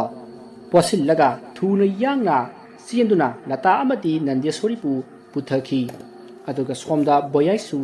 achauba upu ado maring jumda thamlaga sana songduna sing adugi singkha tamna kumlaki asumna makhoi harau nungaina ngahan makhoina lakhiba lambi aduda asum lakhi handakti makhoi sinpha purabanina gam adum sakhi James na nupi ani dubu poduna yang senki aduga boyaina upu ado puraga chongduna lakpa asumna tawduna aduk sangkhraba lambi ado ngahak tangda makhoina ihan hana thingakhiba ujau adu yoroklei ujau adu landuna James nandesori amati lata yamna thuna senkhri makhoina u adugi mapa hek lanthokpada makhoi sor thabet holi adubu kaisudi tawkhidi adubu boyaidi upu ado puraga chonglakpada masa ado khangson sonthakhiduna ꯎ ꯑꯗꯨꯒꯤ ꯃꯄꯥ ꯑꯗꯨ ꯆꯞ ꯆꯥꯅ ꯎꯄꯨ ꯑꯗꯨꯒ ꯀꯣꯟꯅꯅ ꯎ ꯑꯗꯨꯗ ꯇꯥꯁꯤꯟꯈꯤ ꯃꯗꯨꯗ ꯎ ꯑꯗꯨꯗ ꯅꯞꯂꯝꯕ ꯑꯄꯥꯏꯕ ꯇꯤꯟꯁꯤꯡ ꯑꯗꯣ ꯂꯣꯏꯅ ꯄꯥꯏꯊꯣꯔꯛꯂꯦ ꯑꯗꯨꯒ ꯕꯣꯌꯥꯏꯗ ꯂꯥꯟꯗꯥꯅꯕ ꯍꯣꯠꯅꯔꯛꯏ ꯃꯇꯝ ꯑꯗꯨꯗ ꯕꯣꯌꯥꯏꯗꯤ ꯃꯁꯥ ꯑꯗꯣ ꯈꯪꯁꯣꯟ ꯁꯣꯟꯊꯈ꯭ꯔꯦ ꯃꯗꯨ ꯄꯨꯝꯅꯃꯛꯇꯨ ꯖꯦꯝꯁꯅ ꯎꯕꯗꯒꯤ ꯕꯣꯌꯥꯏꯒꯤ ꯃꯅꯥꯛꯇ ꯌꯥꯡꯅ ꯆꯦꯟꯁꯤꯜꯂꯛꯇꯨꯅ ꯕꯣꯌꯥꯏꯕꯨ ꯃꯐꯝ ꯑꯗꯨꯗꯒꯤ ꯄꯨꯊꯣꯔꯛꯈꯤ ꯑꯁꯨꯝꯅ ꯕꯣꯌꯥꯏ ꯃꯐꯝ ꯑꯗꯨꯗ ꯃꯥꯡꯂꯝꯒꯗꯕꯗꯨ ꯃꯥꯡꯍꯧꯗ꯭ꯔꯤ ꯑꯗꯨꯕꯨ ꯎꯄꯨ ꯑꯗꯨꯗꯤ ꯎꯖꯥꯎ ꯑꯗꯨꯒꯤ ꯃꯈꯣꯡꯗ ꯇꯥꯗꯨꯅ ꯂꯩꯔꯤ ꯃꯗꯨꯗ ꯂꯇꯥꯅ ꯎꯄꯨꯁꯤꯗꯤ ꯀꯃꯥꯏꯅ ꯂꯧꯊꯣꯛꯀꯗꯣꯏꯕ ꯍꯥꯏꯅ ꯍꯪꯂꯛꯏ ꯕꯣꯌꯥꯏꯗꯨ ꯄꯥꯡꯒꯜ ꯑꯃꯨꯛ ꯀꯟꯈꯠꯂꯛꯇꯨꯅ ꯎꯖꯥꯎ ꯑꯗꯨꯒꯤ ꯃꯅꯥꯛꯇ ꯁꯣꯔ ꯊꯤꯡꯂꯒ ꯆꯦꯟꯁꯤꯜꯂꯒ ꯎꯄꯨ ꯑꯗꯣ ꯊꯥꯡꯗꯨꯅ ꯆꯦꯟꯊꯣꯔꯛꯂꯤ ꯑꯁꯨꯝꯅ ꯎꯄꯨ ꯑꯗꯣ ꯄꯨꯊꯣꯔꯛꯄꯗ ꯃꯈꯣꯏ ꯌꯥꯝꯅ ꯍꯔꯥꯎꯈꯤ ꯑꯃꯗꯤ ꯃꯈꯣꯏ ꯎꯄꯨ ꯑꯗꯨꯒ ꯀꯣꯟꯅꯅ ꯐꯣꯇꯣꯁꯨ ꯀꯥꯞꯈꯤ ꯃꯁꯤꯒꯤ ꯃꯇꯨꯡ ꯖꯦꯝꯁꯅ ꯃꯥꯒꯤ ꯈꯥꯎꯗꯒꯤ ꯃꯦꯆꯤꯟ ꯑꯃ ꯄꯨꯊꯣꯔꯛꯂꯦ ꯑꯗꯨꯒ ꯃꯦꯆꯤꯟ ꯑꯗꯣ ꯂꯩꯃꯥꯏꯗ ꯊꯝꯃꯤ ꯑꯗꯨꯒ ꯀꯔꯤꯅꯣ ꯈꯔ ꯅꯝꯕꯗꯒꯤ ꯊꯣꯡꯒꯤ ꯃꯑꯣꯡ ꯃꯥꯟꯕ ꯋꯥꯝ ꯍꯣꯜ ꯑꯃ ꯊꯣꯔꯛꯂꯤ ꯃꯗꯨꯗ ꯃꯈꯣꯏ ꯃꯔꯤ ꯑꯃꯨꯛ ꯄꯨꯂꯞ ꯆꯪꯁꯤꯟꯗꯨꯅ ꯃꯐꯝ ꯑꯗꯨꯗꯒꯤ ꯃꯥꯡꯈꯤ ꯃꯁꯤꯒꯤ ꯃꯇꯨꯡ ꯃꯈꯣꯏ ꯖꯦꯝꯁꯀꯤ ꯂꯦꯞꯇ ꯂꯩꯕ ꯑꯆꯧꯕ ꯀꯥ ꯑꯃꯗ ꯊꯣꯔꯛꯂꯤ ꯑꯗꯨꯒ ꯃꯈꯣꯏꯅ ꯀꯥ ꯑꯗꯨꯗꯒꯤ ꯊꯣꯔꯛꯂꯒ ꯃꯅꯥꯛꯇ ꯂꯩꯔꯤꯕ ꯆꯧꯀ꯭ꯔꯤꯁꯤꯡ ꯑꯗꯨꯗ ꯐꯝꯃꯤ ꯑꯗꯨꯒ ꯎꯄꯨ ꯑꯗꯨꯗ ꯌꯦꯡꯉꯤ ꯃꯁꯤꯗꯒꯤ ꯅꯟꯗꯦꯁꯣꯔꯤꯅ ꯐꯣꯟ ꯇꯧꯗꯨꯅ ꯃꯈꯣꯏꯅ ꯇꯠꯇꯅ ꯄꯜꯂꯤꯕ ꯃꯥꯏꯕꯤ ꯑꯗꯣ ꯀꯧꯈꯤ ꯃꯗꯨꯒꯤ ꯃꯇꯨꯡ ꯃꯥꯏꯕꯤ ꯑꯗꯣ ꯉꯥꯏꯍꯥꯛꯀꯤ ꯃꯇꯨꯡ ꯂꯥꯛꯂꯤ ꯃꯗꯨꯗ ꯃꯥꯏꯕꯤ ꯑꯗꯨꯅ ꯌꯥꯝꯅ ꯍꯔꯥꯎꯕꯒ ꯂꯣꯏꯅꯅ ꯉꯛꯈꯤ ꯃꯁꯤꯒꯤ ꯃꯇꯨꯡ ꯃꯍꯥꯛꯅ ꯂꯥꯏꯒꯤ ꯑꯣꯏꯕ ꯊꯧꯔꯝ ꯈꯔ ꯄꯥꯡꯊꯣꯛꯂꯕ ꯃꯇꯨꯡ ꯎꯄꯨ ꯑꯗꯣ ꯐꯛꯀꯥꯏꯅꯕ ꯍꯥꯏꯈꯤ ꯃꯁꯤꯗꯒꯤ ꯕꯣꯌꯥꯏ ꯑꯃꯗꯤ ꯖꯦꯝꯁꯅ ꯎꯄꯨ ꯑꯗꯣ ꯐꯛꯀꯥꯏꯈꯤ ꯑꯗꯨꯕꯨ ꯎꯄꯨ ꯑꯗꯣ ꯍꯦꯛ ꯐꯛꯀꯥꯏꯕꯗ ꯃꯈꯣꯏ ꯄꯨꯡꯉꯛ ꯉꯛꯈꯤ ꯃꯔꯝꯗꯤ ꯎꯄꯨ ꯑꯗꯨꯗ ꯀꯔꯤꯃꯠꯇ ꯌꯥꯎꯔꯝꯈꯤꯗꯦ ꯃꯗꯨ ꯎꯕꯗ ꯃꯈꯣꯏ ꯃꯔꯤ ꯑꯗꯣ ꯃꯀꯣꯛ ꯄꯥꯏꯗꯨꯅ ꯅꯣꯟꯊꯅꯩ ꯃꯗꯨꯗ ꯕꯣꯌꯥꯏꯅ ꯁꯥꯎꯗꯨꯅ ꯎꯄꯨ ꯑꯗꯨꯕꯨ ꯃꯆꯦꯠ ꯃꯆꯦꯠ ꯁꯦꯒꯥꯏꯈꯤ ꯑꯃꯗꯤ ꯃꯤꯀꯨꯞ ꯑꯗꯨꯗ ꯑꯆꯧꯕ ꯁꯥ ꯑꯃ ꯑꯣꯟꯊꯣꯔꯛꯄꯒ ꯂꯣꯏꯅꯅ ꯃꯍꯥꯛ ꯃꯁꯥ ꯃꯇꯣꯝꯇ ꯃꯩ ꯍꯧꯅ ꯁꯥꯎꯖꯈꯤ ꯃꯇꯝ ꯑꯗꯨꯗ ꯃꯥꯏꯕꯤ ꯑꯗꯨꯅ ꯃꯣꯃꯣꯟ ꯅꯣꯛꯂꯒ ꯅꯈꯣꯏꯅ ꯄꯨꯔꯛꯏꯕ ꯈꯥꯎꯁꯤꯡ ꯑꯗꯣ ꯑꯃꯨꯛꯇ ꯍꯥꯡꯗꯣꯛꯎ ꯍꯥꯏꯔꯛꯈꯤ ꯃꯗꯨꯗ ꯕꯣꯌꯥꯏ ꯅꯠꯇꯕ ꯃꯈꯣꯏ ꯃꯃꯥꯟꯅꯕ ꯑꯍꯨꯝ ꯑꯗꯨꯅ ꯃꯈꯣꯏꯅ ꯄꯨꯔꯨꯕ ꯑꯆꯧꯕ ꯈꯥꯎ ꯑꯍꯨꯝ ꯑꯗꯣ ꯍꯥꯡꯗꯣꯛꯇꯨꯅ ꯌꯦꯡꯕꯗ ꯃꯁꯤꯡ ꯌꯥꯝꯈ꯭ꯔꯕ ꯁꯅꯥꯅ ꯄꯤꯛ ꯊꯟꯗꯨꯅ ꯌꯥꯎꯔꯝꯈꯤ ꯃꯦꯖꯤꯛꯀꯤ ꯃꯇꯧꯒꯨꯝꯂꯕ ꯃꯇꯧ ꯑꯗꯨꯗ ꯃꯈꯣꯏ ꯃꯔꯤ ꯑꯗꯣ ꯌꯥꯝꯅ ꯍꯔꯥꯎꯈꯤ ꯑꯃꯗꯤ ꯃꯈꯣꯏ ꯍꯔꯥꯎꯃꯟꯗꯨꯅ ꯀꯞꯈꯤ ꯃꯗꯨꯗ ꯃꯥꯏꯕꯤ ꯑꯗꯨꯅ ꯍꯧꯖꯤꯛꯇꯤ ꯑꯩ ꯆꯠꯂꯒꯦ ꯅꯈꯣꯏꯒꯤ ꯃꯇꯧ ꯌꯦꯡꯒꯦ ꯍꯥꯏꯗꯨꯅ ꯑꯩꯅ ꯉꯥꯏꯍꯥꯛ ꯂꯛꯅꯕꯅꯤ ꯍꯥꯏꯅ ꯍꯥꯏꯔꯝꯂꯒ ꯆꯠꯈꯤꯒꯦ ꯇꯧꯕꯗ ꯕꯣꯌꯥꯏꯅ ꯑꯃꯥꯏꯕꯤ ꯑꯗꯨꯗ ꯁꯅꯥ ꯈꯔ ꯄꯤꯈꯤ